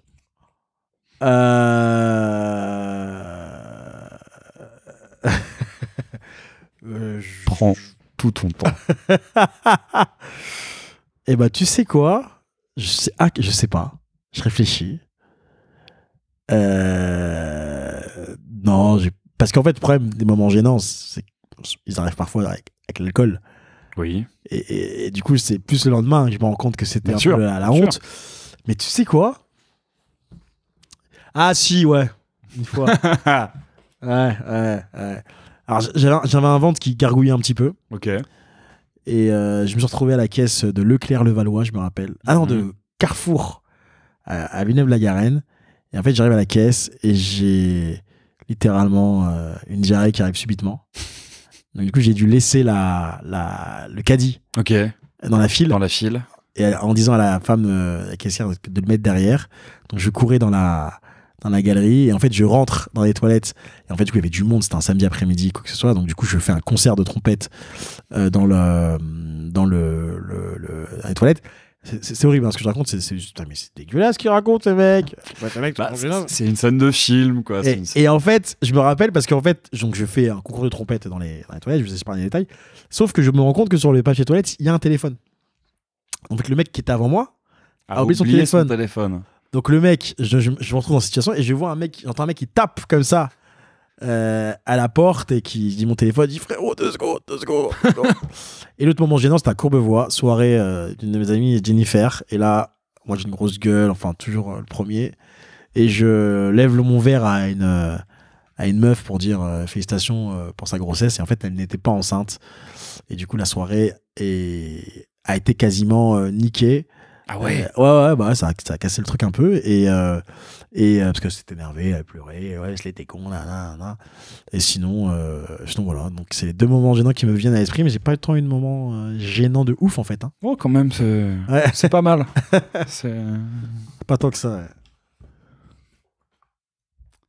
Ouais. Ouais, c'est rarement une bonne idée de féliciter les gens pour leur grossesse s'ils ne t'ont pas eux-mêmes annoncé que. Exactement. Il faut pas. Hein. Conseil si vous voyez des gens avec des gros bides. Ouais, je suis pas sûr que tu apprécierais que. T'as pris une question, tu l'as enlevée? Oui, mais parce que t'as l'œil du tigre. Hein, ouais. Parce qu'en soi, c'est comment les gens qui te connaissent te décrivent-ils. Et en soi, on en a déjà un peu parlé quand même, notamment. Ah, ils disent que je suis incroyable. Voilà. Je pense que c'est. Quel est le pire cadeau qu'on t'ait jamais fait? C'est à Noël de mes parents à chaque fois. Non, je rigole. Bah déjà, c'est des slips. Mm-hmm. Qu'on me fait en taille M, mais il faut savoir que par contre je suis passé en taille L. Et sinon, le pire cadeau que j'ai eu,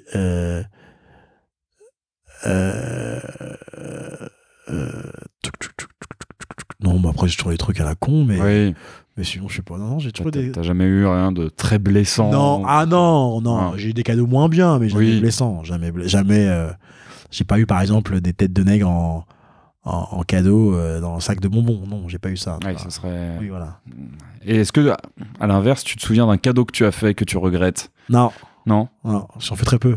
Ok, c'est bien. Ça te permet d'éviter de faire j'en fais très peu. Un mauvais cadeau. Ouais. Bien, écoute, c'est déjà la dernière que je tire. C'est vrai? Oula! On espère que ça va être une bien. Bon, ça passe vite, hein. Bah oui. Bon, je vais te la poser, mais j'en retirerai une parce que j'ai pas envie de finir là-dessus. Dans 40 ans, qu'est-ce qui te ferait dire que tu as réussi ta vie? Dans 40 ans, ce qui me ferait, ça vaudrait, dans 40 ans, là où je dirais que j'ai réussi ma vie, je dirais dans 40 ans, je dirais que ça fait 35 ans que je travaille pas et que je le vis bien.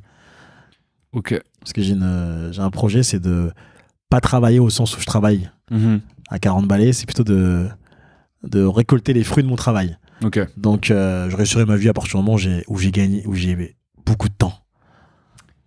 Eh bien, écoute, tu disais qu'on allait parler cinéma, donc on va finir sur du cinéma. Quel est le film qui t'a le plus fait rire? Le film qui m'a le plus fait rire, c'est un film un peu raciste, Les Bronzés, que j'adore. J'ai jamais vu le premier Bronzé. T'as jamais vu Les Bronzés? J'ai vu Les Bronzés fond de ski. Ouais. J'ai jamais vu le premier Bronzé. Les deux sont incroyables. Non, moi, c'est Les Bronzés qui m'a fait Ok. C'est même pas qui m'a fait le plus rire. En fait, j'ai jamais rigolé devant. Ok. Alors, c'est bien ce que je vais te dire. J'ai jamais rigolé devant. Mais je trouve ça tellement drôle dans le sens où. Alors, je sais pas comment. Je pourrais pas dire. Alors, comment t'expliquer? Me taper des barres devant un film, ça m'est déjà arrivé. Oui. Ou vraiment j'ai rigolé au cinéma, pas de souci. Mais le rythme, la façon, ça me fait. C'est mon film préféré, donc j'adore et je trouve ça culte. Voilà. Et d'ailleurs, dans Les Bronzés font du ski d'ailleurs, mais au sens large, c'est quasiment le mantra de ma life, Les Bronzés font du ski, avec Jean-Claude Duss. Oui. Et cette phrase-là, elle me marque. Qui dit c'est Michel Blanc qui dit à Gérard Jugnot, tous les deux on n'a pas un physique facile. Sur un malentendu, ça peut passer. Oublie que t'as aucune chance, vas-y fonce. Et je trouve ça génial comme phrase. Parce que cette phrase-là, tu vois, elle remet. Alors, je mets un peu de sérieux dans cette phrase de Michel Blanc. Cette phrase, elle tend les gens vers l'égalité et l'équité. Ok. Oublie que t'as aucune chance, vas-y fonce. Sur un malentendu, ça peut passer. Ok. Oublie que t'as aucune chance, vas-y fonce. C'est génial. Là, je fais mon Lucchini. Oublie que t'as aucune chance, comme disait Céline. Voilà. Tu le fais très bien. Non, mais voilà, en fait, s'il y a une phrase, si demain tu devais faire un podcast où tu disais, dis-moi la phrase qui est ton mantra, oublie que t'as aucune chance, vas-y fais-le, parce que c'est ce que je disais tout à l'heure, moi, sur ne jamais faire le cuni, je vous le dis, ne jamais faire le cuni, c'est que moi, j'ai la chance d'être naïf parfois. Et c'est une chance incroyable. Mais quand je vous dis, les gars, j'ai une chance d'être naïf, de presque même être un peu con. Parfois, je vais raconter une histoire parce que c'est comme la dernière question, je vais prendre un peu le temps. Parce que je considère que de toute façon, je vais avoir le podcast le plus court de tous les épisodes. Non, t'es pas le plus court. Ça fait combien de temps qu'on parle là? Là, on est à 1h11. Ah, c'est un des plus courts. Mais comment les gens font pour tenir 2h30? C'est incroyable quand même. Ah ouais, hein. À part dire que Superman est un facho. Qu'est-ce qu'ils font les gens? Qu'est-ce qu'ils disent? Écoute, le plus long, il dure 3h20. Mais comment tu peux faire 3h20 les frérots? Beaucoup de digressions. Ouais, énormément de digressions. Puis, je pense que ça joue aussi aux questions qui tombent, en fait. Ouais. Tu vois, t'as des questions, je pense, qui peut-être poussent plus les gens à s'ouvrir. Et puis, ouais, des gens qui... Peut-être des gens qui se racontent encore plus leur vie. Parce que par exemple l'épisode le plus long, c'est avec quelqu'un qui venait de publier c'est avec Juliette Dragon, que je salue, qui vient de publier son vrai nom de Dragon. Non, ok, c'est son nom de scène, mais on va dire quelque chose qui est une autobiographie. Donc en gros tout son parcours de vie, elle l'avait beaucoup en tête, donc elle pouvait vraiment beaucoup fournir. Ça se trouve, même sans sortir l'autobiographie, elle aurait fait un épisode tout aussi. 10 heures. Ah, c'est des ouf. Hein. Franchement, 3 heures. Sans pause. Il y avait eu une pause. Ah ouais. C'est... Bon, les gars, vous avez du courage. Bon, moi, vous n'avez pas m'écouté 3 heures, je vous le dis. Et pourtant, on a l'impression d'avoir beaucoup parlé. Ce que je disais tout à l'heure. Oui, tu avais raconté une anecdote. Ouais, une anecdote.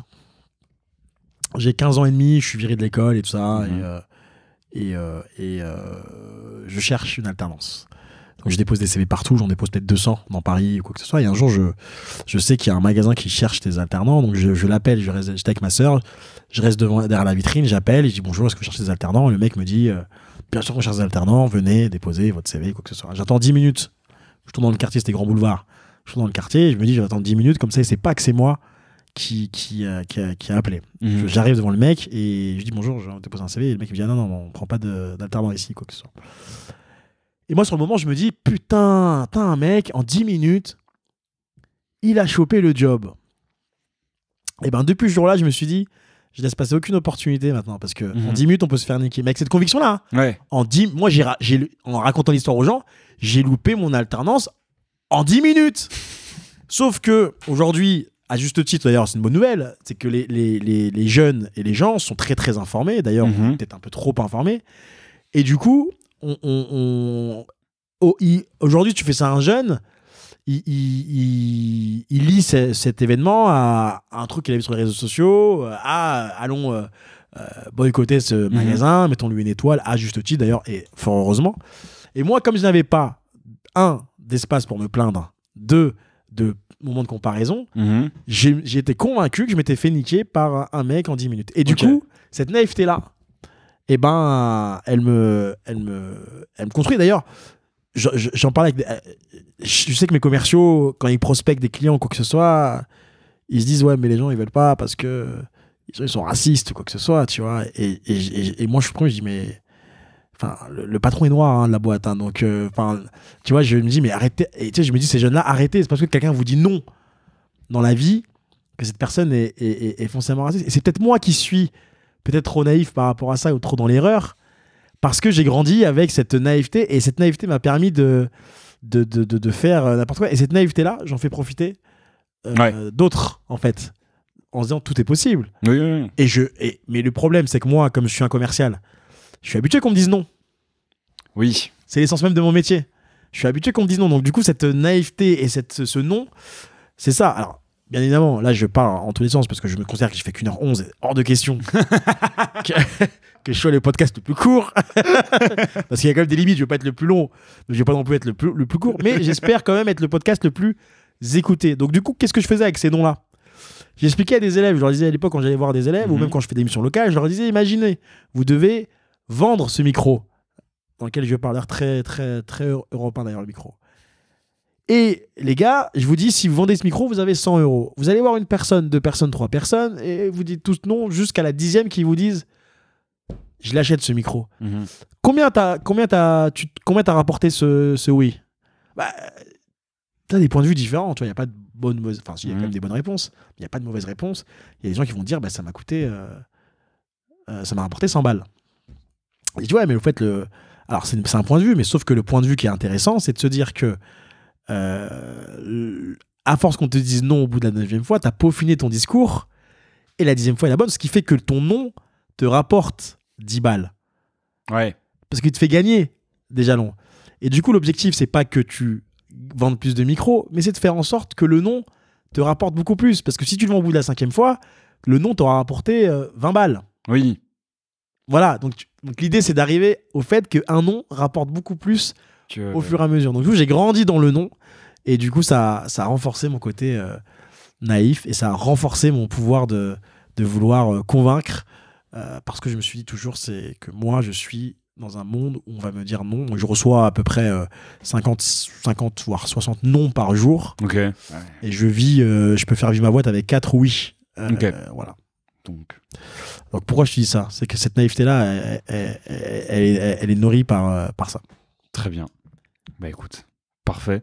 Allez, je vais t'en repiocher, retirer une avant que ce soit à ton tour, vu que tu sembles vouloir faire en sorte que ton épisode dure un peu. Non, mais c'est bien. Surtout que tu veux être le plus écouté. Les plus écoutés, en général, c'est les plus longs. Donc, c'est ce que tu crois, ça. En tout cas, c'est ce qu'indiquent les chiffres. Je vais te faire mentir. Ok, ça marche. Moi, je suis chaud pour... Je vais te faire mentir. C'est quoi le record à battre ?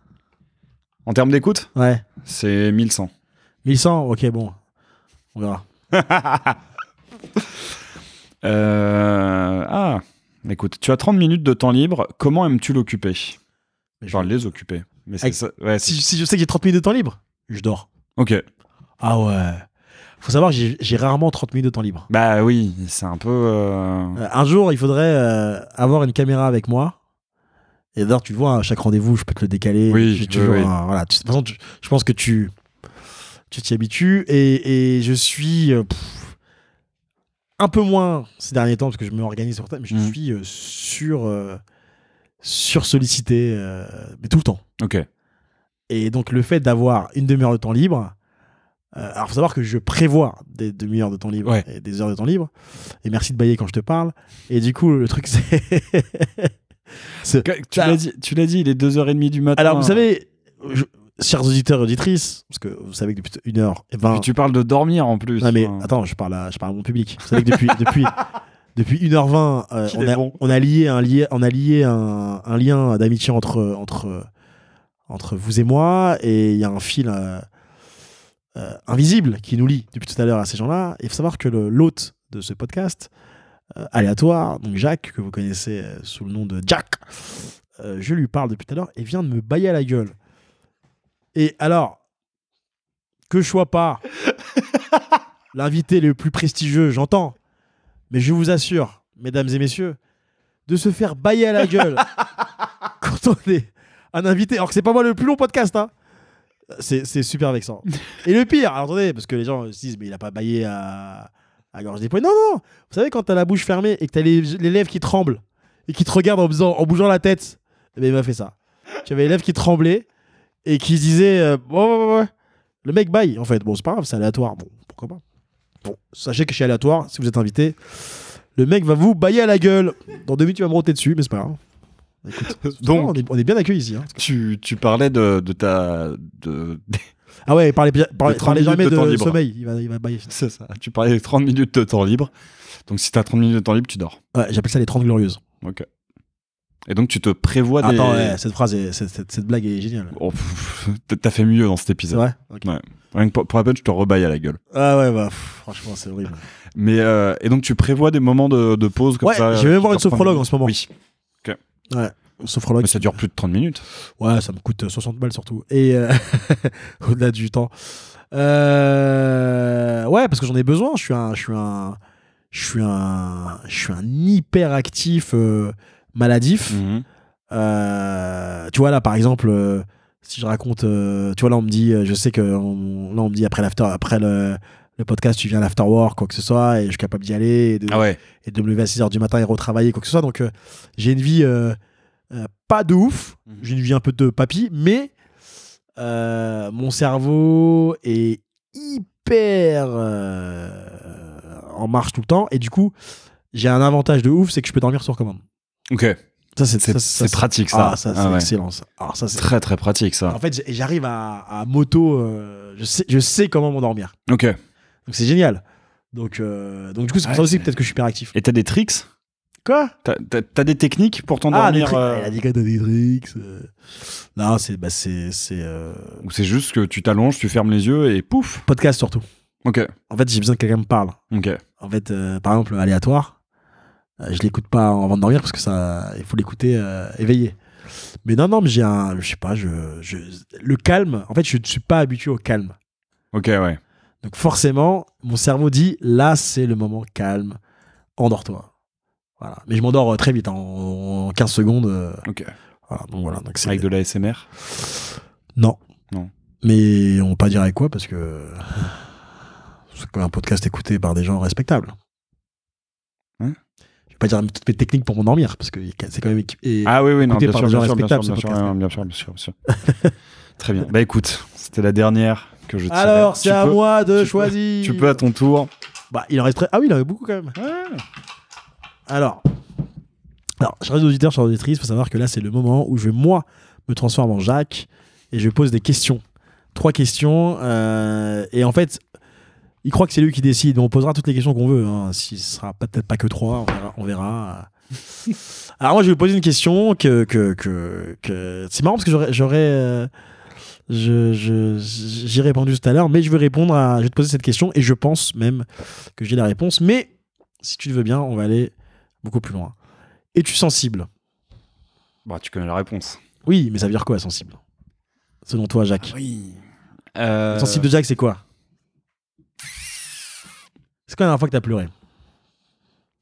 La dernière fois que j'ai pleuré, ça devait être hier ou avant-hier soir. Ah oui, c'est récent. Alors j'ai pas pleuré à chaud de larmes, mais j'ai eu pas mal de larmes. Et c'était en regardant des vieux discours et de vieilles interviews de l'abbé Pierre. Ce qu'il disait me touchait énormément.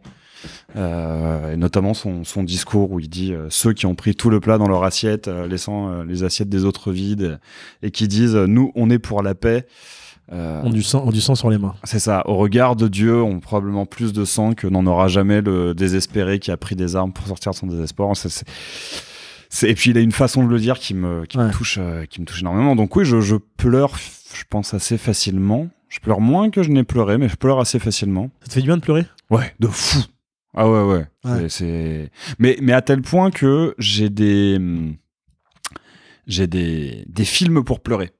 Ah. J'ai des films où je sais qu'il y a un moment où ça me touche tellement le mélange de l'histoire, de la musique et tout, où je sais que je vais pleurer, que je me les garde sous le coude pour des moments où je sens que j'ai envie de pleurer, mais j'y arrive pas. Et donc je me mets le film, et à la fin du film, je suis en larmes et ça va mieux. C'est génial. Ouais. Mais c'est comme de l'alcool. Ça sécrète chez toi un truc. Oui, certainement moins toxique. Mécanique lacrymale. Certainement moins toxique pour le corps, mais ouais, il y a un peu de. D'accord. Il y a un peu de ça, ou même il y a même des vidéos YouTube que je me mets des fois où j'ai envie d'avoir une petite larme et tout, et où je sais que ça me. Ah oui, c'est quand même très particulier. Ouais. Donc, et qu'est-ce que ça t'a causé comme tort, ta sensibilité ?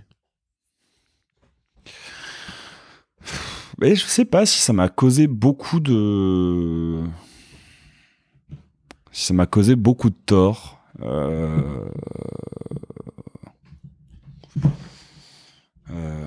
Du moins, je pense pas que dans les choses. Bah,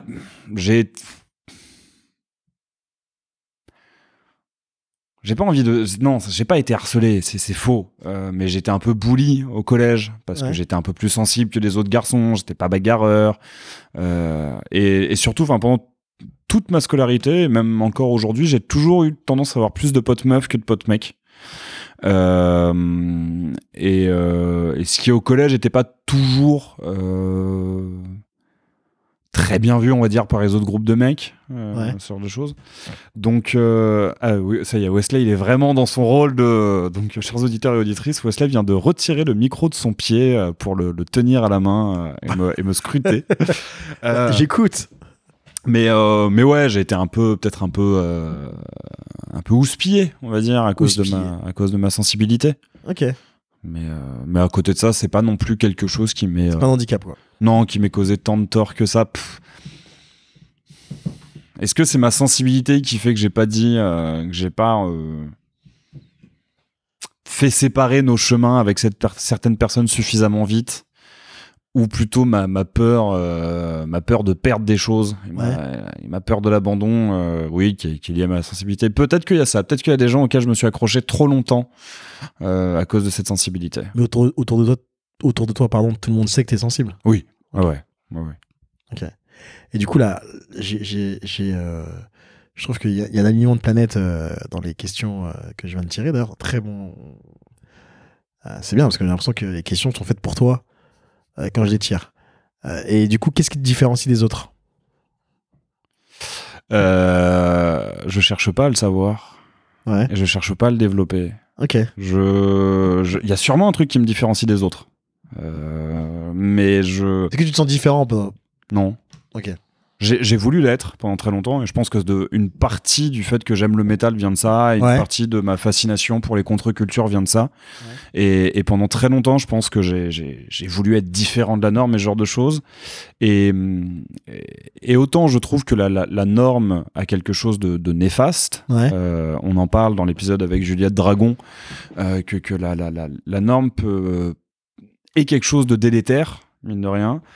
Autant je pense que la volonté absolue de vouloir se défaire de la norme humainement, et c'est faire fausse route en fait. C'est pas... et tu vois, c'est par exemple, c'est probablement une des raisons pour lesquelles maintenant j'aime pas qu'on dise que je suis métalleux ou un jour je suis pas encore tatoué, peut-être que je le serai un jour, peut-être que je le serai pas. T'es pas tatoué. Je sais plus. Bah voilà, tu vois, ça te surprend parce que et c'est des choses qui m'ont saoulé en fait. Genre c'est pas parce que je suis dans le métal ou que j'aime les contre-cultures ou que je dois être donc il y a certainement des trucs qui me différencient des autres. Bah faire un podcast, je sais pas, il y a pas beaucoup de gens, enfin si, il y a plein de gens qui font des podcasts, donc ça me différencie pas tant des autres. Okay. Je cherche pas à le développer. Il y a certainement des choses, mais c'est pas ce qui m'intéresse. Alors, merci Jacques. Eh ben, dis donc, je sais pas pourquoi, mais franchement, c'est très. Alors, autant moi j'ai eu des questions un peu. Ça pousse à changer de sujet et tout. Alors, toi, c'est. J'enchaîne, hein. Si tu pouvais. Tu sais quoi, je vais poser une question qui est pas là-dedans. Ok. C'était quoi cette question? Non, mais je vais revenir dessus. Je vais revenir sur cette question, mais. Est-ce que tu parlais des gens, quoi que ce soit? Est-ce qu'il y a une personne, là, je te passe ton téléphone. Et ça fait longtemps que tu l'as pas envoyé un message, t'y penses. Est-ce que tu sais à qui tu l'enverrais? Il y en a plusieurs. Pour dire quoi? Ah bah c'est la question en fait. Hein. C'est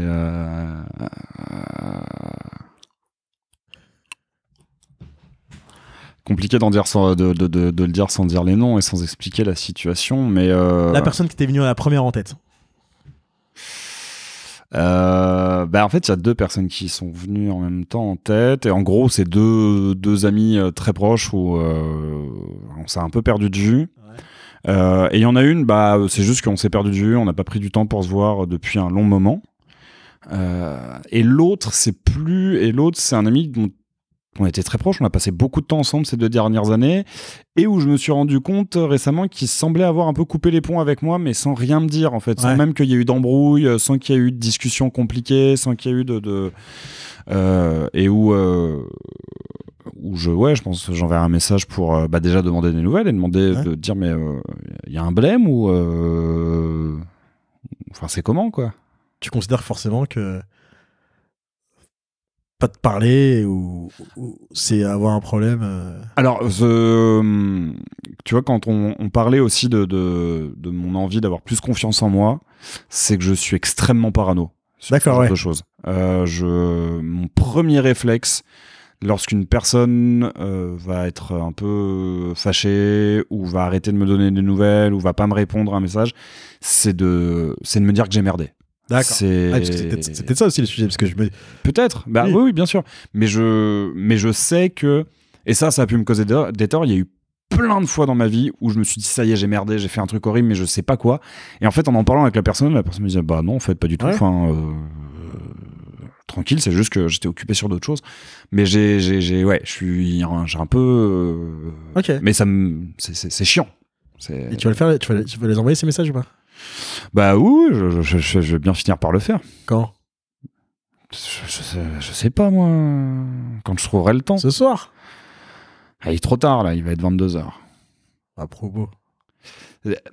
Ça fait aussi partie de ma parano, ce genre de choses. Je peux pas envoyer des messages à n'importe quelle heure parce que je me dis, mais si j'envoie à telle heure, la personne va se dire que j'ai bu ou que. Tu vois, donc. Ok. Alors, de 14h à 20h. Ah, mais c'est un truc qui peut me. Cette façon très, très planifiée de faire les choses. Par exemple, je peux mettre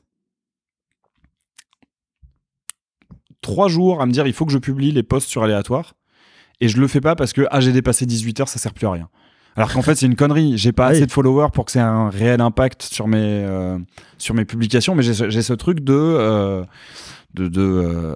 non, je peux plus le faire. Il est trop tard, ou je peux pas le faire, il est trop tôt. D'accord. Ça un peu moins. Mais je peux plus le faire, il est trop tard. C'est un truc que je me dis, mais tellement souvent. Ok. Tu vois. Je savais que c'était une bonne question. Elle est pas dans cette boîte, cette question. Non, et je pense que je vais la rajouter. Ah, tu vois. Si tu m'y autorises. Écoute, si tu me fais des dédicaces à chaque fois, avec plaisir. Et si tu pouvais, alors ça se rejoint, parce qu'en fait, en te posant cette question, je savais que tu allais répondre à cette question-là, que tu connais d'ailleurs. Si tu pouvais changer quelque chose à ton caractère, voilà, je savais qu'on allait y arriver à cette question, du coup, j'ai pris un autre chemin. Ouais, c'est mon manque de confiance en moi et ma parano, quoi. Ok. Et là, c'est la der des der. Ok. que je vais prendre. Attends, mais je pense avoir trouvé la personne qui fera que j'inviterai pour faire mon épisode pour le 100e épisode. Si le 100e épisode, l'invité c'est Jacques, je pense que c'est toi qui me. C'est vrai. Qui m'interrogera. Je trouve que tu le fais très bien en tout cas. Avec grand plaisir. Alors là, toi, on enchaîne. Alors même là, non mais c'est fou. Là, parce que... Bah, je prends-en une autre alors. Non, mais, je suis désolé parce que là, ça va rentrer dans le. C'est toi qui écris les questions. Ça commence par la fois où t'es. Je pense que tu connais la suite. La fois où tu t'es, je vais peut-être écrire ça, où tu t'es le plus trompé à propos de quelqu'un. Ah oui. Et bah, je ne peux pas en parler parce qu'il y a une procédure judiciaire. Ah, ok, d'accord. Donc je pourrais t'en parler en off si tu veux, mais je ne peux pas en parler au micro de ce podcast. Ok. Mais ça a été une trahison colossale. Et j'ai pas envie de finir là-dessus, donc on va refaire une der. Bah, je sais pas pourquoi, mais toi, t'as des questions qui sont enchaînées sur toi, là, ça... c'est... Ah, je pense que celle-ci va être un peu... Ah oui, ok, bon. Décidément. Qu'est-ce qui te manque dans le fait de ne plus être enfant? Ah oui, on en a pas mal parlé lors d'un épisode avec David, qui a pendant un moment été l'épisode le plus long d'ailleurs. Ouais. On parlait. Mais c'est un truc que je cherche à cultiver quand même. Mais c'est l'insouciance en fait. C'est l'insouciance et le. Ouais, oui, c'est ça. C'est l'insouciance et l'enthousiasme surtout. Mais pareil, mais je pense que c'est des trucs qui se cultivent et je pense qu'il y a aussi des enfants qui n'ont pas ça, mais tout ce qui est, tu vois, mais pareil, des choses dont tu as parlé, je pense que tu me répondrais peut-être ça aussi. Enfin, là, je trouve que la naïveté, la créativité, ça vient aussi un peu avec ce genre de choses, quoi. Le fait d'être emballé par à peu près n'importe quoi et d'être putain, ça a l'air mortel et tout. Donc ouais, je pense que. Et je regroupe tout ça avec le terme insouciance. Mais tu vois, t'es sur la plage, tu trouves un bâton, c'est une mitraillette pour toute l'après-midi et oui, ou une épée ou. Oui, non, mais je veux dire, c'est ok. Voilà, on peut le faire, on peut la Deauville si tu veux. Oui, mais la mitraillette avec des bâtons. Tu vois. Mais c'est une anecdote que j'ai déjà racontée, mais je la raconte. Il y a le jour où j'ai compris, je pense, que la vie d'adulte, ça allait être nul à chier, c'est que quand j'étais en primaire, mon meilleur ami et moi, on était fans de Star Wars. Ouais. Et on adorait jouer à la récré, reproduire les combats de sabre laser. Alors on n'avait pas de sabre, on n'avait rien, hein, mais juste on reproduisait les chorégraphies. Et on arrive au collège.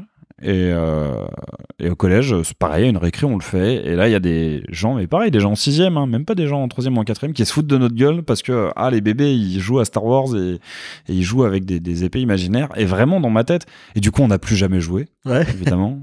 Ce qui est d'une tristesse folle, on aurait dû les emmerder et on aurait dû continuer. Mais il y avait vraiment ce truc de, mais pourquoi je peux pas, en fait? Genre, quel est le rapport avec mon âge? Quel est Tu verras quand tu auras 40 ans et que tu pourras rejouer à Star Wars en toquant chez des gens en disant je suis ton père. on rejoue à un moment ou à un autre à Star Wars. Donc... non, mais c'est. Bah écoute, c'est un bon signal. Ce serait une bonne question. C'est à quel moment t'as su que c'était une. Ouais. Tu es en train de la vie d'adulte. À quel moment t'as su que ce serait nul à chier la vie d'adulte? Ouais, c'est une bonne. Ou que tu es en train de la vie d'adulte. Ouais, ou que t'es en train de la vie d'adulte. Alors là, vous suivez les making-of des futures questions. C'est ça, c'est formidable. C'est magnifique. C'est magnifique. Écoute, Wesley, merci beaucoup. Merci beaucoup d'être venu. Merci beaucoup pour tes réponses. Pour tes questions aussi. Comme je t'ai dit, il y a une dernière question. Est-ce que tu pourrais me donner 2 personnes que tu aimerais entendre dans l'aléatoire? Une avec qui tu peux me mettre en contact et une inaccessible. C'est horrible parce que c'est la seule question où je savais que tu allais me poser cette question. Ok, oui, bah oui. C'est la seule que j'ai pas préparée. Bah oui. Inaccessible, je dirais.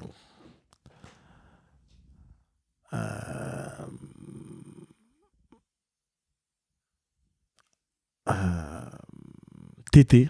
Non. Ok. En plus, il est pas si inaccessible que ça, je pense. Oui, mais par inaccessible, j'entends que tu peux pas me mettre en relation avec cette personne. Je serais très chaud pour avoir Tété. J'adore Tété. En fait, ce que j'adore chez Tété, c'est que avec la gueule qu'il a, quoi que ce soit, de faire des textes aussi bizarres. Enfin bref, c'est un autre sujet. Et ça rejoint ton amour de la poésie, ton amour pour Tété? Ouais, je trouve qu'il y a. Je sais pas.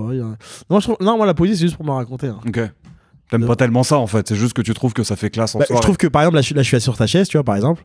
Et je trouve que si je prends une phrase comme ça en disant demain, dès l'aube, à l'heure où blanchit la campagne, je partirai, vois-tu, je sais que tu m'attends. J'irai vers la forêt, j'irai à la montagne. Je ne puis demeurer loin de toi plus longtemps. Et je trouve que ça a un côté un peu gentleman. Je m'en bats les couilles. Oui. Non, je pense que Cyril, c'est mon premier salarié chez Kicklin. Ok. Cyril, c'est quelqu'un que j'ai rencontré. Bon, c'était mon premier salarié et qui parle ouvertement de sa vie, donc je peux me permettre d'en parler. Et c'est quelqu'un qui a vécu 17 ans d'alcoolisme, 5 ans dans la rue, et qui fait preuve d'un courage incroyable. Et alors moi, je suis son patron, et je suis complètement admiratif de ce mec. Ok. Il me fascine. Il va chercher... il a... Je trouve que les gens...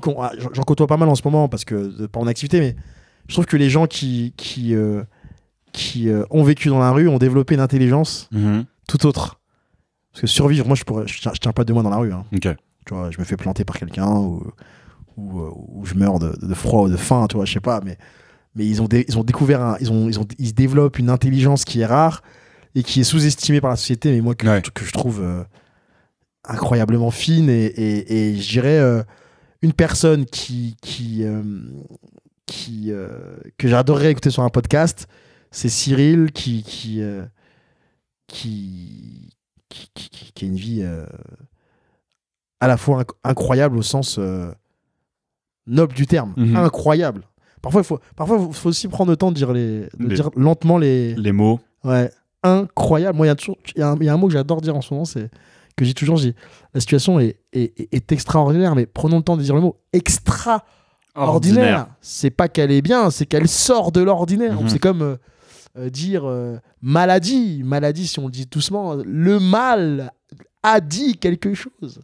Tu vois, c'est en général quand ça va mieux en le disant. Donc quand on sait ce qu'on a et quand le mal nous dit quelque chose et qu'on sait ce que t'as, bah on a beaucoup moins mal. Donc pour dire invité que tu peux pas téter et invité que j'adorerais écouter parce que je le trouve fascinant, Cyril. Très bien. Un de mes salariés. Écoute, voilà. On fera ça. On peut retrouver VRF sur Instagram quand même. On peut retrouver VRF sur Instagram qui est reprise par Reine Salomé. Voilà, Reine Salomé. Qu'il reprend bien d'ailleurs. Okay. Qu'il reprend un peu comme si quelqu'un reprenait Camailleux en ce moment. Tu vois, donc c'est truc à faire.